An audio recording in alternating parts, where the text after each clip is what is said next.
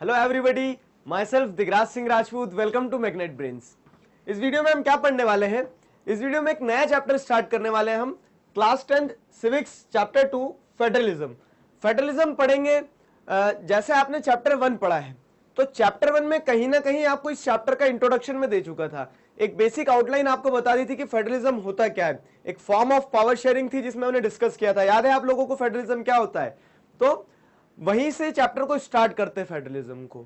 ये जो वीडियो होने वाला है ये एक इंट्रोडक्शन वीडियो है जिसमें हम पढ़ेंगे व्हाट इज फेडरलिज्म। फेडरलिज्म के बारे में कुछ बेसिक डिटेल्स समझेंगे। ये शब्द सुनते से आपको क्या समझ आता है, शब्द की क्या परिभाषा है, ठीक है, what are the various dimensions attached to it, वो सारी चीजें हम देखने वाले हैं इस वीडियो में। स्टार्ट करते हैं। तो recall the example of Belgium and Sri Lanka.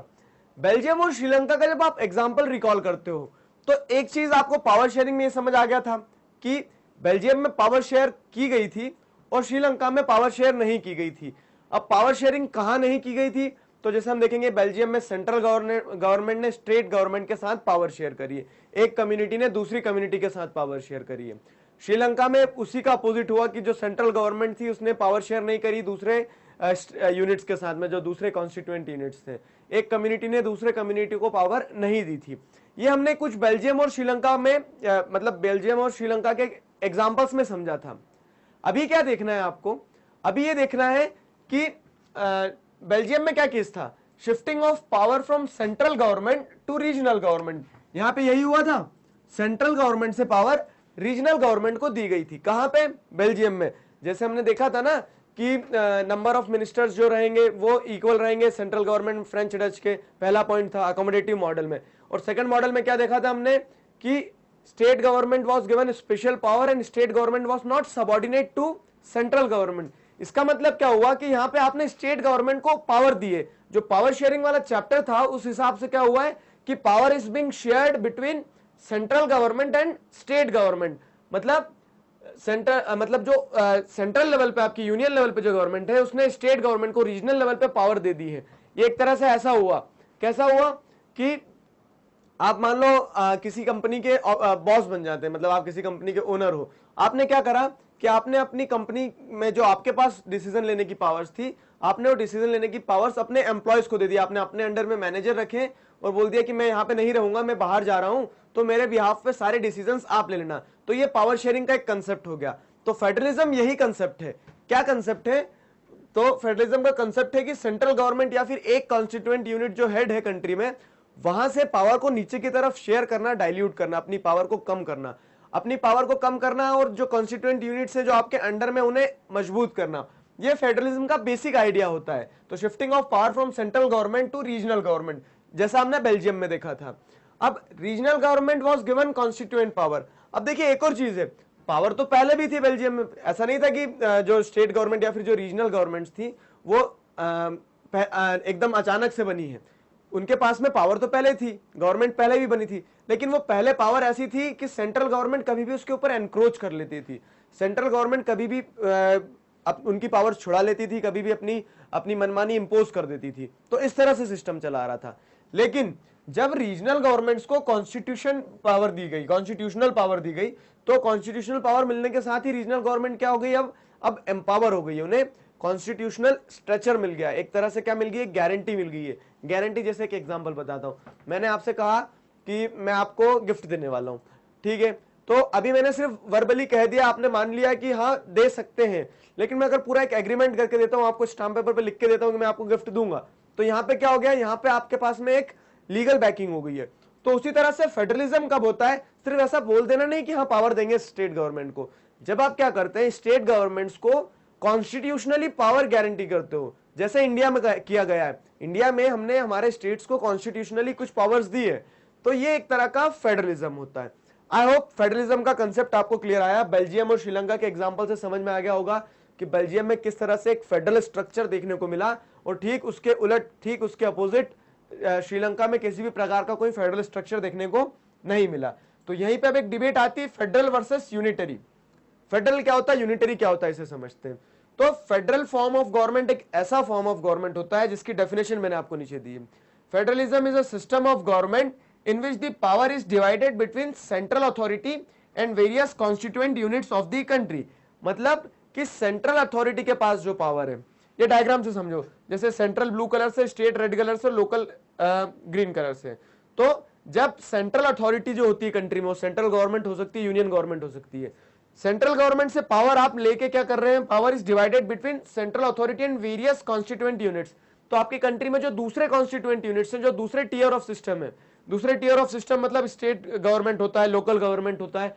तो जब आप power state government, central government से दूसरे constituent units which are state government and local government, उनके बीच में जब पावर को डाइल्यूट करते हैं, नीचे की ओर देते हैं पावर, तो वो फेडरलिज्म होता है।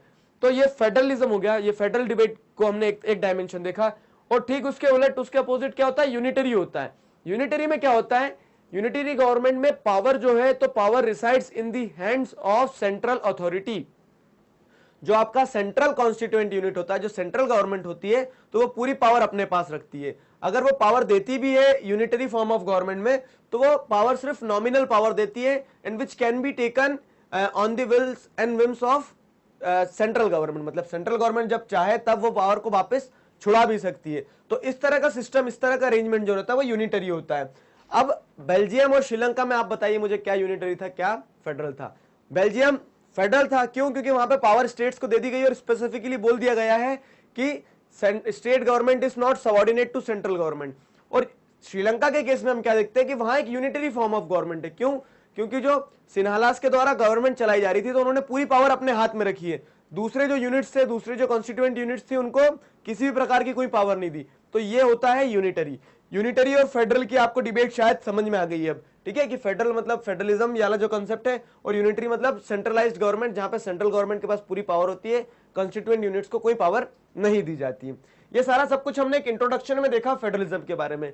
फेडरलिज्म क्या होता है, आई होप आपको एक बेसिक डेफिनेशन, एक बेसिक कंसेप्ट समझ आ गया है फेडरलिज्म का। उसे और डेप्थ में हम समझेंगे। उसके पहले क्या पढ़ेंगे, हम कुछ फीचर्स पढ़ेंगे कि फेडरलिज्म के क्या क्या फीचर्स हो सकते हैं। तो नेक्स्ट वीडियो में हम फीचर्स के बारे में डिस्कस करेंगे।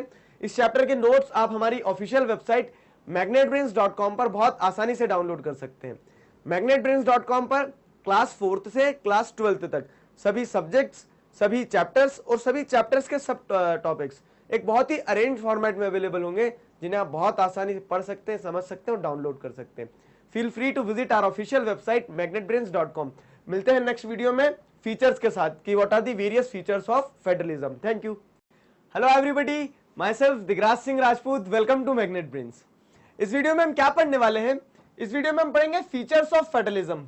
पिछले वीडियो में हम लोगों ने डिस्कस कर चुके हैं कि फेडरलिज्म क्या होता है, एक बेसिक इंट्रोडक्शन देखा था, व्हाट इज फेडरलिज्म।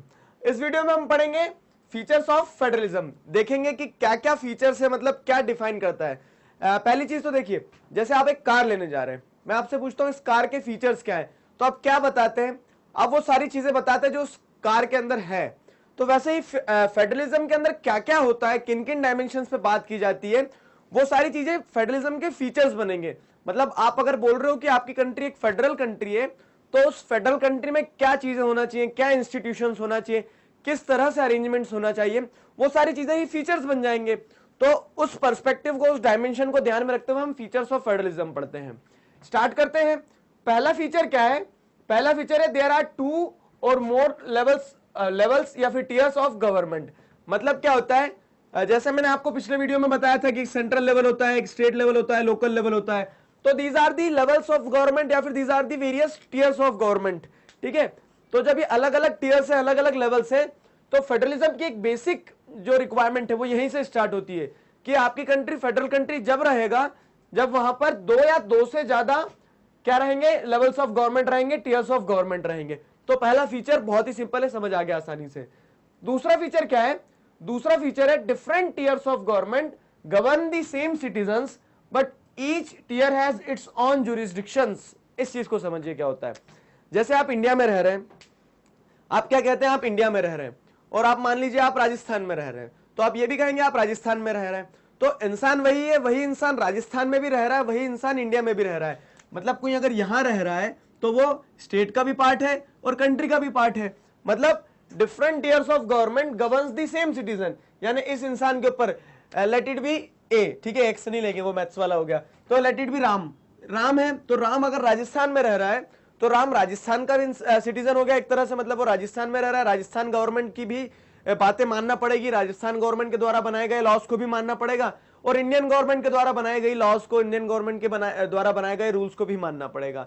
तो different tiers of government govern the same citizen. Ram तो वही है, राम के ऊपर स्टेट गवर्नमेंट भी गवर्न कर रही है, राम को सेंट्रल गवर्नमेंट भी गवर्न कर रही है, लेकिन but each tier has its own jurisdiction. मतलब क्या है कि राम के किन इश्यूज को कौन सी गवर्नमेंट गवर्न करेगी ये वेरी करता है। आई रिपीट, राम के किन इश्यूज को कौन सी गवर्नमेंट गवर्न करेगी वो वेरी करता है। एग्जांपल से समझिए, जैसे अगर राम को मान लीजिए राजस्थान से कहां जाना है, राम को राजस्थान से अमेरिका जाना है, तो ये उसका कौन सा अफेयर हो गया, एक तरीके से फॉरेन अफेयर हो गया, ठीक है।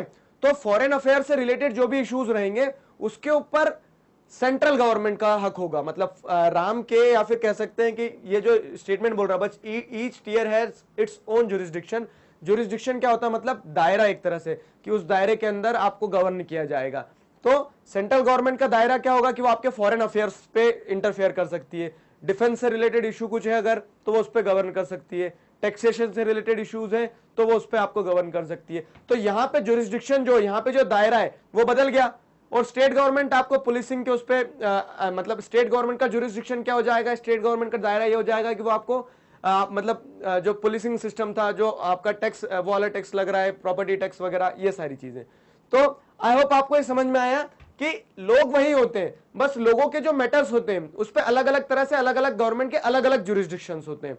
तो ये सेकंड पॉइंट है कि different tiers of government governs the same citizens but each tier has its own jurisdiction. तो हर टीयर का एक अपना जुरिस्डिक्शन होता है, बजाय उसके कि वो सेम सिटीजन को गवर्न करते हैं। आगे बढ़ते हैं, the jurisdiction of the respective levels of tier levels और tiers of government are specified in the constitution. Authority and existence of each tier is constitutionally guaranteed. मतलब क्या है, अब हमने ये बोला कि हर लेवल ऑफ गवर्नमेंट जो होता है, जैसे सेंट्रल लेवल है, स्टेट लेवल है, तो सेंट्रल लेवल की अपनी एक पावर होगी, वो जिन मतलब एक अपनी जुरिस्डिक्शन होगी जिन पे वो लोगों को गवर्न करेगी। वैसे स्टेट गवर्नमेंट की अपनी एक पावर होगी, अपनी एक जुरिस्डिक्शन होगी जिससे वो लोगों को गवर्न करेगी। तो यहाँ पे क्या बताया गया कि ये जो जुरिस्डिक्शन होती है, मतलब जो उनका दायरा है कि कहां पे तुम गवर्न कर सकते हो, कहां पे तुम्हारे पास पावर है, वो जुरिस्डिक्शन जो है वो जुरिस्डिक्शन स्पेसिफाई की गई है। ठीक है, स्पेसिफाई कहां की गई है, कॉन्स्टिट्यूशन में। मतलब the jurisdiction of respective levels of tiers, levels और tiers of government are specified in the constitution. मतलब कॉन्स्टिट्यूशन में बताया गया है कि किसकी कितनी पावर है, किसका कौन सा जुरिस्डिक्शन है, ताकि क्या हो, किसी भी प्रकार की कोई लड़ाई ना हो। पता लग रहा है, नहीं तो सेंट्रल गवर्नमेंट बोल रही नहीं नहीं ये वाले इश्यूज पे तो हम लॉ बनाएंगे, और स्टेट गवर्नमेंट बोल रही है कि नहीं नहीं ये वाले इश्यूज पे हम लॉ बनाएंगे, तो कन्फ्लिक्ट हो सकते हैं ना। तो इन कन्फ्लिक्ट से बचने के लिए जो जुरिस्डिक्शन है दोनों लेवल ऑफ गवर्नमेंट की, वो कॉन्स्टिट्यूशन में स्पेसिफाई की गई है। अब आते हैं अगले पॉइंट पे। हाँ, एक और चीज इसी में बच गई है, authority and existence of each tier is constitutionally guaranteed. मतलब कि अब जो हर टीयर की, मतलब हर लेवल ऑफ गवर्नमेंट की जो अथॉरिटी और जो एग्जिस्टेंस है, वो ऐसा नहीं सिर्फ बता दी गई है कि तुम्हारी ये पावर है, तुम्हारी ये पावर है। इस चीज को कॉन्स्टिट्यूशनली एक बैकअप भी दिया गया है, द अथॉरिटी एंड एग्जिस्टेंस, मतलब कि कितनी पावर है और कब कब कहां रहेगी, कौन सी फॉर्म ऑफ गवर्नमेंट, कौन सा लेवल ऑफ गवर्नमेंट, वो कॉन्स्टिट्यूशनली गारंटीड है। मतलब कॉन्स्टिट्यूशन में उसे बताया गया है कि हाँ ये आपकी इतनी पावर है, आपकी इतनी पावर नहीं है। तीसरा फीचर है, the fundamental provisions of the constitution can not be changed unilaterally by one level of government. मतलब क्या होता है, अब देखिए, ठीक है, कॉन्स्टिट्यूशन में आपने दे तो दिया है, क्या दे दिया कॉन्स्टिट्यूशन में, एक एग्जांपल से बताता हूं। आपने कॉन्स्टिट्यूशन में स्पेसिफाई कर दिया है कि स्टेट गवर्नमेंट जो है, तो स्टेट गवर्नमेंट के पास में एजुकेशन के ऊपर लॉ बनाने का पावर है, ठीक है, और वो किसके साथ, सेंट्रल गवर्नमेंट के साथ। अभी हम आगे पढ़ेंगे कंकरेंट लिस्ट क्या होता है, यूनियन लिस्ट, उसमें और क्लियर हो जाएगा आपको। अभी के लिए इतना समझ लीजिए कि स्टेट गवर्नमेंट जो है, स्टेट गवर्नमेंट के पास पावर है किस चीज की, कि वो एजुकेशन के ऊपर लॉज बना सकती है, और ये कॉन्स्टिट्यूशनली गारंटीड है। मतलब कॉन्स्टिट्यूशन में भी दिया गया है कि आप लॉ बना सकते हो। लेकिन क्या होता है, क्योंकि सेंट्रल गवर्नमेंट पावरफुल है, सेंट्रल गवर्नमेंट क्या करती है कि रातों रात कॉन्स्टिट्यूशन ही बदल देती है, और कॉन्स्टिट्यूशन बदल के ये बोल देती है कि नहीं अब स्टेट गवर्नमेंट के पास कोई पावर नहीं है। तो इस केस में क्या है, मतलब इस सिचुएशन से बचने के लिए जब हमारे कॉन्स्टिट्यूशन मेकर्स जो थे, उन लोगों ने कॉन्स्टिट्यूशन बनाया, तो उन्होंने बहुत दूर का फोरकास्ट कर चुके थे। वो फोरकास्ट ऐसे कर चुके थे, उन्हें पता था कि अगर ऐसा होता है कि कॉन्स्टिट्यूशन बदल के सेंट्रल गवर्नमेंट या स्टेट गवर्नमेंट अपने पास पावर ले सकती है, तो उससे बचा कैसे जाए। उससे बचा ऐसे जाए, तो उन लोगों ने क्या बोल दिया कि जो फंडामेंटल प्रोविजन है, मतलब जो बहुत इंपॉर्टेंट प्रोविजन है, किस चीज के, हमारे कॉन्स्टिट्यूशन के, constitution can not be change unilaterally, मतलब वो एक तरफा नहीं बदले जा सकते। ऐसा नहीं है कि सेंट्रल गवर्नमेंट ने इच्छा करी और वो बदल देगी, या फिर स्टेट गवर्नमेंट की इच्छा हुई और वो बदल देगी हमारे कॉन्स्टिट्यूशन के कुछ जो फंडामेंटल प्रोविजन है। इससे क्या होगा, इससे तो हेजेमनी हो जाएगी, मतलब एक तरह से कोई भी एक लेवल का जो गवर्नमेंट है वो क्या करेगा, वो ओवर आर्च करने की कोशिश करेगा, वो डराने की कोशिश करेगा दूसरे लेवल को। तो इस चीज से बचने के लिए क्या किया गया है, इस चीज से बचने के लिए ये प्रोविजन लाया गया है कि फंडामेंटल प्रोविजंस को यूनिलैटरली नहीं बदला जा सकता है। मतलब अगर कुछ फंडामेंटल प्रोविजन है तो उसको बदलना है तो दोनों level of government, central level of government भी, स्टेट लेवल ऑफ गवर्नमेंट भी, दोनों लेवल ऑफ गवर्नमेंट का क्या चाहिए रहता है, कंसेंट चाहिए रहता है। दोनों लेवल ऑफ गवर्नमेंट को दोनों लेवल ऑफ गवर्नमेंट की रजामंदी चाहिए रहेगी। तो ये तीसरा फीचर था। आया समझ में फेडरलिज्म? इससे क्या हो रहा है, इससे स्टेट गवर्नमेंट एम्पावर होती है ना। ऐसा नहीं है कि सेंट्रल गवर्नमेंट कुछ भी अपने हिसाब से कॉन्स्टिट्यूशन बदल के बोल देगी ये तो कॉन्स्टिट्यूशन में लिखा है अब तुम्हें ऐसा करना होगा। अगर कॉन्स्टिट्यूशन बदला जा रहा है तो उसके लिए कंसेंट लेना होगा स्टेट गवर्नमेंट्स का, तो इससे स्टेट गवर्नमेंट पावरफुल होती है। ठीक है, तो ये फेडरलिज्म का एक फीचर हो गया। अगला आता है courts have the power to interpret the constitution and the power of different level of government. हाँ, यहां तक समझिए पहले। Courts have the power to interpret the constitution and the power of different level of government, कि कौन सी level of government के पास में कितनी पावर है और कॉन्स्टिट्यूशन में क्या लिखा है, इस चीज को बताने का पावर किसके पास है, इस चीज को बताने का पावर है कोर्ट के पास में, मतलब जुडिशरी के पास में। देखिए कल हमने जब ये पढ़ा था, जो हमने पिछला चैप्टर जो हमने पढ़ा था कौन सा था हमारा, power sharing. Power sharing chapter में एक फॉर्म ऑफ पावर शेयरिंग में हमने क्या देखा था, when power is shared among different organs of government. Different organs of government में हमने लेजिस्लेचर, एग्जीक्यूटिव, जुडिशरी देखा था। ध्यान आया आपको, रिकॉल किया आपने? तो उसमें हमने क्या देखा था, उसमें ये देखा था ना कि एग्जीक्यूटिव ज्यादा पावरफुल ना हो जाए इसके लिए जुडिशरी को पावर दी गई है, तो चेक्स एंड बैलेंस बना रहता है। तो उसी तरह से फेडरलिज्म में स्टेट गवर्नमेंट और सेंट्रल गवर्नमेंट दोनों अपनी अपनी पावर को बढ़ाने की कोशिश करेगी, लेकिन यहां पे क्या सही होगा उस चीज को देखना जरूरी होगा। अब क्या सही होगा ये कोई न्यूट्रल आदमी ही बता सकता है। दो लोग आपस में लड़ लिए हैं, ठीक है, आप और आपके फ्रेंड की लड़ाई हो गई, तो क्या करेंगे, आप किसी अपने टीचर के पास जाएंगे, मान लीजिए टीचर के पास जाएंगे, क्यों? क्योंकि टीचर ना तो आपका फ्रेंड है ना उसका फ्रेंड है, वो एक न्यूट्रल पर्सन है।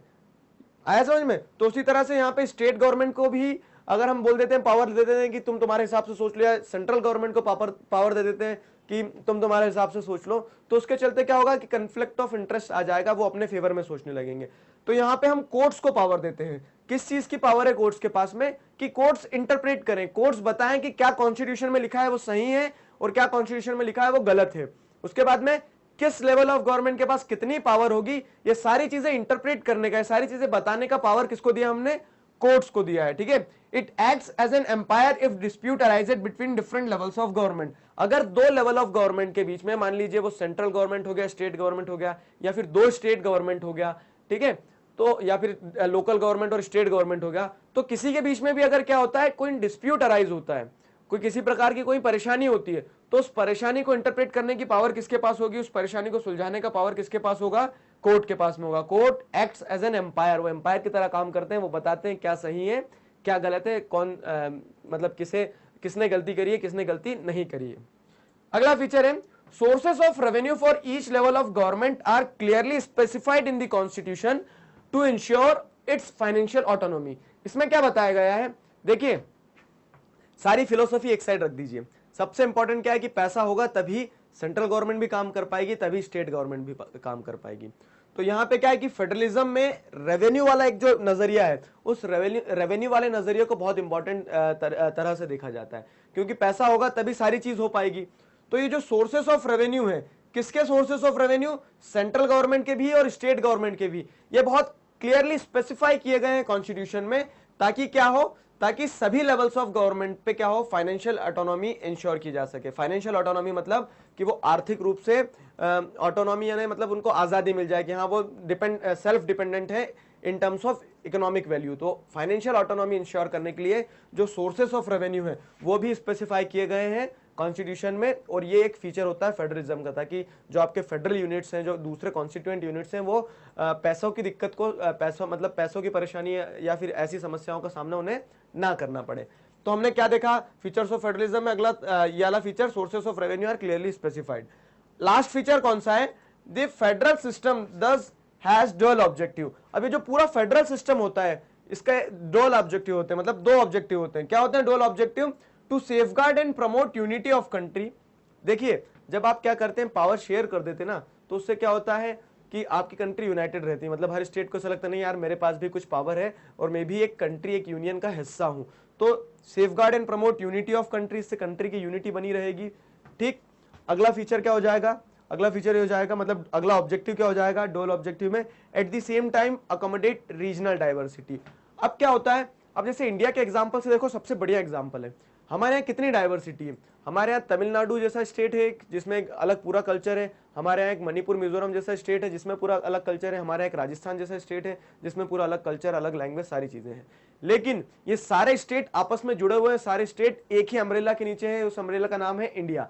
ठीक है, तो ये सारे यूनाइटेड क्यों है, क्योंकि हमने इन्हें थोड़ी थोड़ी पावर दी है। तो हर स्टेट को ऐसा लगता है कि नहीं हमारी डाइवर्सिटी है तो क्या हुआ, लेकिन उस डाइवर्सिटी को एक हमारी जो यूनियन है, बड़ी यूनियन है जो इंडिया है, उसने क्या करके रखा है, एक साथ अकोमोडेट करके रखा है। तो डोल ऑब्जेक्टिव क्या है, ये डोल ऑब्जेक्टिव याद रखना है एकदम, safeguard and promote the unity of country, और दूसरा at the same time it also accommodates regional diversity, जो अलग अलग डाइवर्सिटी है उस चीज को भी अकोमोडेट किया जा सकता है। ये सारे फीचर्स पढ़े हमने। अब आपके लिए कुछ इंपॉर्टेंट चीज है, वो ये है कि सारे फीचर्स आपको याद करना है, बाय हार्ट कर लीजिए, एकदम अच्छे से याद कर लीजिए, क्योंकि डायरेक्ट क्वेश्चन बनेगा और एनसीईआरटी से हमने डायरेक्ट लिए हैं ये फीचर्स। तो आप ऐसे क्या ऐसे लिखिए, बिल्कुल आपके क्वेश्चन को कोई टच भी नहीं कर सकता है, क्वेश्चन पूरा सही होगा। और ये क्वेश्चन की प्रोबेबिलिटी भी रहती है कि what are the features of federalism. तो इस क्वेश्चन को आप ऐसे के ऐसे ही याद करना है आपको। मैं ये नहीं कह रहा कि आपको रट्टा लगाना है सारी चीजें, बाकी कुछ चीजें ऐसी होती जो स्टैटिक है, दिख रही है, आता है अगर एग्जाम में तो आपको ऐसे ही लिखना होगा। इस चीज को बहुत अच्छे से समझ लिया है, समझा दिया है मैंने आपको। अब आपको क्या करना है, आपको लर्निंग पार्ट पे थोड़ा सा जैसे कीवर्ड्स जो है, जैसे अब ये कीवर्ड्स होता है अकोमोडेट रीजनल डाइवर्सिटी, ठीक है, इंश्योर फाइनेंशियल ऑटोनॉमी, और जब तक ये कीवर्ड्स नहीं लिखोगे आप तो आंसर में मजा नहीं आने वाला है। तो आपको कीवर्ड्स जरूर लिखना है। ये सारा कंप्लीट हुआ है। इस चैप्टर के नोट्स आप हमारी ऑफिशियल वेबसाइट magnetbrains.com पर बहुत आसानी से डाउनलोड कर सकते हैं। magnetbrains.com पर क्लास 4th से क्लास 12th तक सभी सब्जेक्ट्स, सभी चैप्टर्स और चैप्टर्स के सब टॉपिक्स एक अरेंज फॉर्मेट में अवेलेबल होंगे, जिन्हें आप बहुत आसानी से पढ़ सकते हैं, समझ सकते हैं और डाउनलोड कर सकते हैं। Feel free to visit our official website magnetbrains.com। अब फेडरलिज्म में हमने फीचर्स ऑफ फेडरलिज्म, टाइप मतलब क्या होता है फेडरलिज्म, वो सब कुछ देख लिया। अब देखेंगे what are the various types of federalism. 2 तरह के फेडरलिज्म होते हैं, वो नेक्स्ट वीडियो में हम कंटिन्यू करने वाले हैं। Thank you very much. Hello everybody, myself Digraj Singh Rajput, welcome to Magnet Brains. इस वीडियो में हम क्या पढ़ने वाले हैं, इस वीडियो में हम पढ़ेंगे टाइप्स ऑफ फेडरेशंस के बारे में। देखेंगे कि किन किन प्रकार की फेडरेशंस होती हैं। पिछले कुछ वीडियो में हमने क्या देखा था, पिछले कुछ वीडियो में हमने समझा था फेडरलिज्म क्या होता है, फीचर्स समझे थे। अब इस वीडियो में हम देखते हैं कि किन किन प्रकार की फेडरेशंस होते हैं, फेडरलिज्म के क्या, what are the various kinds of federalism, उन चीजों को हम इस वीडियो में डिस्कस करने वाले हैं। बेसिकली 2 तरह के फेडरेशंस होते हैं, कमिंग टुगेदर फेडरेशन, या फिर ऐसे कह लीजिए कमिंग टुगेदर फेडरलिज्म, और दूसरा होता है होल्डिंग टुगेदर फेडरेशन या फिर होल्डिंग टुगेदर फेडरलिज्म। तो इस तरह से 2 टाइप के फेडरलिज्म या फिर 2 तरह के फेडरेशंस होते हैं हमारे पास में।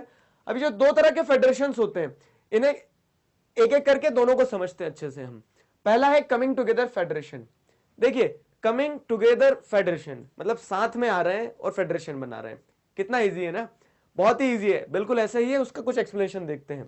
तो independent states coming together on their own to form a bigger unit, मतलब क्या होता है कि ऐसे बहुत सारे ये इंडिपेंडेंट स्टेट्स हैं, ये इंडिपेंडेंट स्टेट है, ठीक है, छोटे छोटे इंडिपेंडेंट स्टेट्स होते हैं, जैसे हमारा मध्य प्रदेश हो गया, राजस्थान हो गया, गुजरात हो गया, कर्नाटक हो गया, तो ये सारे इंडिपेंडेंट स्टेट्स हैं। अब ये सारे इंडिपेंडेंट स्टेट्स एक साथ आते हैं और एक बड़ा यूनिट बनाते हैं, अगर मान लो, ठीक है, तो ये कहलाता है, ये क्या कहलाता है, ये कहलाता है कमिंग टुगेदर फेडरेशन। मतलब स्टेट्स आए और उन्होंने एक फेडरेशन बनाया, उन्होंने एक यूनियन बनाया, तो वो कमिंग टुगेदर फेडरेशन हो गया। Is that clear? मुझे लगता है समझ आ गया आपको कि जब स्टेट्स एक साथ आके एक बड़ा यूनियन बनाते हैं तो कमिंग टुगेदर फेडरेशन होता है। ये डायग्राम्स के माध्यम से आप बहुत आसानी से समझ जाएंगे, जैसे छोटे छोटे स्टेट है साथ में आए और एक सेंट्रल लेवल पर उन्होंने एक बड़ा यूनियन बना लिया है। By pooling sovereignty and retaining identity they can increase their security. मतलब यहाँ पे क्या हो रहा है, बाय पुलिंग सॉवरेनिटी। अब सॉवरेनिटी क्या होता है पहले वो समझिए। सॉवरेनिटी आपने 9th क्लास में भी पढ़ा है, मैंने 9th क्लास में भी पढ़ाया है। और क्या होता है सॉवरेनिटी? सॉवरेनिटी मतलब एक पोजीशन देख लीजिए, एक कंट्री सॉवरेन जब कहलाएगी जब when a person or a country is free to form its internal as well as external rules and regulations. मतलब आप अपने खुद के डिसीजंस, चाहे वो आपके इंटरनल डिसीजंस हो, आपके डोमेस्टिक इश्यूज पे डिसीजंस हो, या फिर एक्सटर्नल डिसीजंस हो, मतलब फॉरेन अफेयर्स हो, जब आप अपने डिसीजंस लेने के लिए पूरी तरह से इंडिपेंडेंट है, फ्री है, तो आप एक सॉवरिन बॉडी कहलाओगे। आगे समझ में, when you are free to take your internal as well as external decisions, you are a sovereign body. तो बाय पुलिंग सोवरेनिटी मतलब क्या है कि हर कंट्री अपनी अपनी सोवरेनिटी को एक साथ इकट्ठा कर लेती है। मतलब कि अब वो सिर्फ अपनी सोवरेनिटी को नहीं खो रही है, वो अपनी सोवरेनिटी को दूसरे की सोवरेनिटी के साथ में मिला रही है। तो by pooling sovereignty and retaining identity, retaining identity मतलब क्या है कि मान लिया हमने जैसे एक एग्जांपल बताता हूं मैं आपको, एक एग्जांपल बता रहा हूं, ठीक है। एग्जांपल जैसे क्या बता रहा हूं मैं कि मान लीजिए बांग्लादेश और भूटान, ये दोनों कंट्रीज ने क्या बोल दिया, है तो दूर है और बीच में इंडिया है, तो इन तीनों कंट्रीज ने बोला कि अपन एक बड़ा यूनियन बना लेते हैं, एक बड़ा यूनियन बनाते हैं। तो बड़ा यूनियन बनाने के लिए तीनों ने क्या किया, तीनों ने अपनी अपनी सोवरेनिटी को एक साथ लाए, लेकिन उन्होंने बोला हम आइडेंटिफाइड आज भी उसी नाम से जाने जाएंगे, मतलब भूटान भूटान ही रहेगा, बांग्लादेश बांग्लादेश ही रहेगा, और इंडिया का जो पार्ट जाने वाला है बीच में से, वो इंडिया का पार्ट भी इंडिया के पार्ट के नाम से ही जाना जाएगा। लेकिन ये तीनों मिलकर एक बड़ा यूनियन बना लेते हैं। तो ये क्या हो रहा है कि they are pooling their sovereignty but retaining their identity, मतलब वो अपना भूटान, अपना नाम भूटान ही रखेगा, ठीक है। तो इस तरह से by pooling sovereignty and retaining identity they can increase their security. लेकिन अब ये तीनों एक साथ आ गए तो पहले जितना पावर था उससे पावर बढ़ना दिखती बात है, तो पावर बढ़ रही है, वो अपनी सिक्योरिटी को बढ़ा रहे हैं, ठीक। एक अकेला थक जाएगा, साथ ही हाथ बढ़ाना, तो ये उस तरह की चीज है। मतलब ये लोग क्या हो रहा है, बहुत सारे लोग एक साथ आ रहे हैं, तो बहुत सारे लोग एक साथ आएंगे तो एक बड़ा यूनिट बन जाएगा ना। उसका एग्जाम्पल अगर आप देखते हैं जैसे यूएसए, तो यूएसए में क्या है, जो 52 स्टेट्स हैं, वो सारे स्टेट्स अकेले रहते हैं तो छोटे रहते हैं, कमजोर रहते हैं, और इतना कोई उनके पास में आज जिनकी जो मतलब यूएसए के नाम से जो जितनी आज उनकी पोजीशन है, जितना जो उनका एक स्ट्रक्चर है वर्ल्ड वाइड, उतना नहीं रह पाता। लेकिन वो सारे स्टेट्स जब एक साथ आ गए तो उन्होंने यूनाइटेड स्टेट्स ऑफ अमेरिका, नाम में भी आ रहा है यूनाइटेड स्टेट्स, मतलब सारे स्टेट्स एक साथ यूनाइटेड होकर फिर अमेरिका बना है उन्होंने। तो यूनाइटेड स्टेट्स ऑफ अमेरिका जो है, तो वो इस चीज का एक क्लासिकल एग्जांपल है कि इंडिविजुअली वो कुछ नहीं कर सकते थे, लेकिन जब सारे साथ में आ गए एक साथ, तो उन्होंने अपनी बहुत बड़ी आइडेंटिटी बना ली है। ये हो गया यूनाइटेड स्टेट्स ऑफ अमेरिका का एक एग्जांपल से समझाया। States usually have equal power and are strong in federation. अब यहाँ पे क्या होता है, जो कमिंग टुगेदर फेडरेशन होती है, यहाँ पे स्टेट्स के पास में बहुत ज्यादा पावर होती है, स्टेट्स के पास में बहुत ज्यादा पावर होती है। बहुत ज्यादा पावर का मतलब यह कि सारे स्टेट्स बराबर पावर पर रहते हैं और स्टेट्स पावरफुल होते हैं, बजाय उसके कि सेंट्रल गवर्नमेंट पावरफुल हो। अभी जब हम होल्डिंग टुगेदर पढ़ेंगे तो आपको कंट्रास्ट और समझ में आएगा बेहतर। यहां पे इतना ध्यान रखना आपको कि स्टेट्स के पास में बराबर पावर होती, सारे स्टेट्स के पास में बराबर पावर होगी, और इस तरह की यूनियन में, इस तरह की फेडरेशन में स्टेट्स ज्यादा पावरफुल होते हैं, ना कि सेंट्रल गवर्नमेंट। तो स्टेट गवर्नमेंट ज्यादा पावरफुल होती है, ना कि सेंट्रल गवर्नमेंट। एग्जाम्पल देख लीजिए, यूएसए, स्विट्जरलैंड और ऑस्ट्रेलिया। तो these three countries are the example of coming together federation. मतलब इन कंट्रीज का जो स्ट्रक्चर है, पॉलिटिकल स्ट्रक्चर, वो कमिंग टुगेदर फेडरेशन पे बेस्ड है। ये डायग्राम आपको मैं समझा ही चुका हूं। I hope coming together federation पूरा समझ में आ गया आपको। अब होल्डिंग टुगेदर फेडरेशन समझते हैं। इसको समझने के बाद में आप और अच्छे से रिलेट कर पाएंगे। होल्डिंग टुगेदर फेडरेशन, नाम से क्या समझ में आया? होल्डिंग टुगेदर मतलब यहां पे आपने होल्ड करके रखा है आपकी फेडरेशन को। मतलब कि कोई मतलब ऐसा नहीं है कमिंग टुगेदर की तरह स्टेट्स आए हैं और उन्होंने एक बड़ा यूनियन बनाया है। यहां पे आपने आपकी यूनियन, एक जो सेंट्रल गवर्नमेंट है, उसने होल्ड करके रखा है ताकि स्टेट्स उसकी पकड़ में रहे, अलग ना भागे। इसमें क्या होता है, large country decides to divide its power between the constituent states and national government। इस चीज को समझिए, एक बड़ा कंट्री है, इंडिया के एग्जांपल से समझते हैं। एक बड़ा कंट्री है और उस बड़े कंट्री ने डिसाइड कर लिया कि चलो मेरे जो नीचे जो कॉन्स्टिट्यूएंट यूनिट्स हैं, जो मेरे स्टेट्स हैं, तो उन स्टेट्स को मैं क्या कर देता हूं, उनके बीच में पावर डिवाइड कर देता हूं, ताकि क्या लगे, ताकि उन्हें भी ऐसा लगे कि नहीं यार हम भी उन्हीं के पार्ट हैं। एग्जाम्पल जैसे एक बहुत बड़ा बिजनेस फर्म है, मान लीजिए एक बिजनेस फर्म में क्या होता है कि जो बॉस है, जो एम्प्लॉयर है, तो एम्प्लॉयर ने क्या सोचा है, एम्प्लॉयर ने सोचा कि सारी पावर मैं मेरे पास रखूंगा, तो जो मेरे एम्प्लॉयज हैं, जो मेरे मैनेजर्स हैं, उन्हें ऐसा लगेगा कि यार हमारे लिए तो कुछ है ही नहीं। तो एम्प्लॉयर ने क्या करा, अपने एम्प्लॉयज को, बॉस ने अपने जो सबॉर्डिनेट्स हैं उन्हें थोड़ी थोड़ी पावर दे दी है। अब वो थोड़ी थोड़ी पावर दी है, इसका मतलब क्या है कि वो उन्हें अपने साथ जोड़ के रखना चाहते हैं। पावर दे दी तो उन्हें ऐसा लगेगा कि नहीं हमारे ऊपर कुछ रिस्पॉन्सिबिलिटी, तो हम इनके साथ जुड़े रहें। ऐसा यहाँ पे होता है कि एक बड़ी कंट्री जो रहती है जैसे इंडिया, तो इंडिया ने क्या करा कि India decided to divide its power among its constituent units. जो उसके स्टेट्स हैं, उन स्टेट्स के बीच में पावर बांटने का डिसाइड कर लिया इंडिया ने और अपनी पावर बांट दी है। तो ये होता है होल्डिंग टुगेदर फेडरेशन का एग्जांपल। जैसे ये सेंट्रल गवर्नमेंट है और ये स्टेट्स हैं ब्लू कलर में, तो सेंट्रल गवर्नमेंट ने स्टेट्स को क्या कर दिया, अपनी पावर थोड़ी थोड़ी डाइल्यूट कर दी है, या इस तरह का फेडरेशन जो होता है, ये फेडरेशन क्या कहलाता है?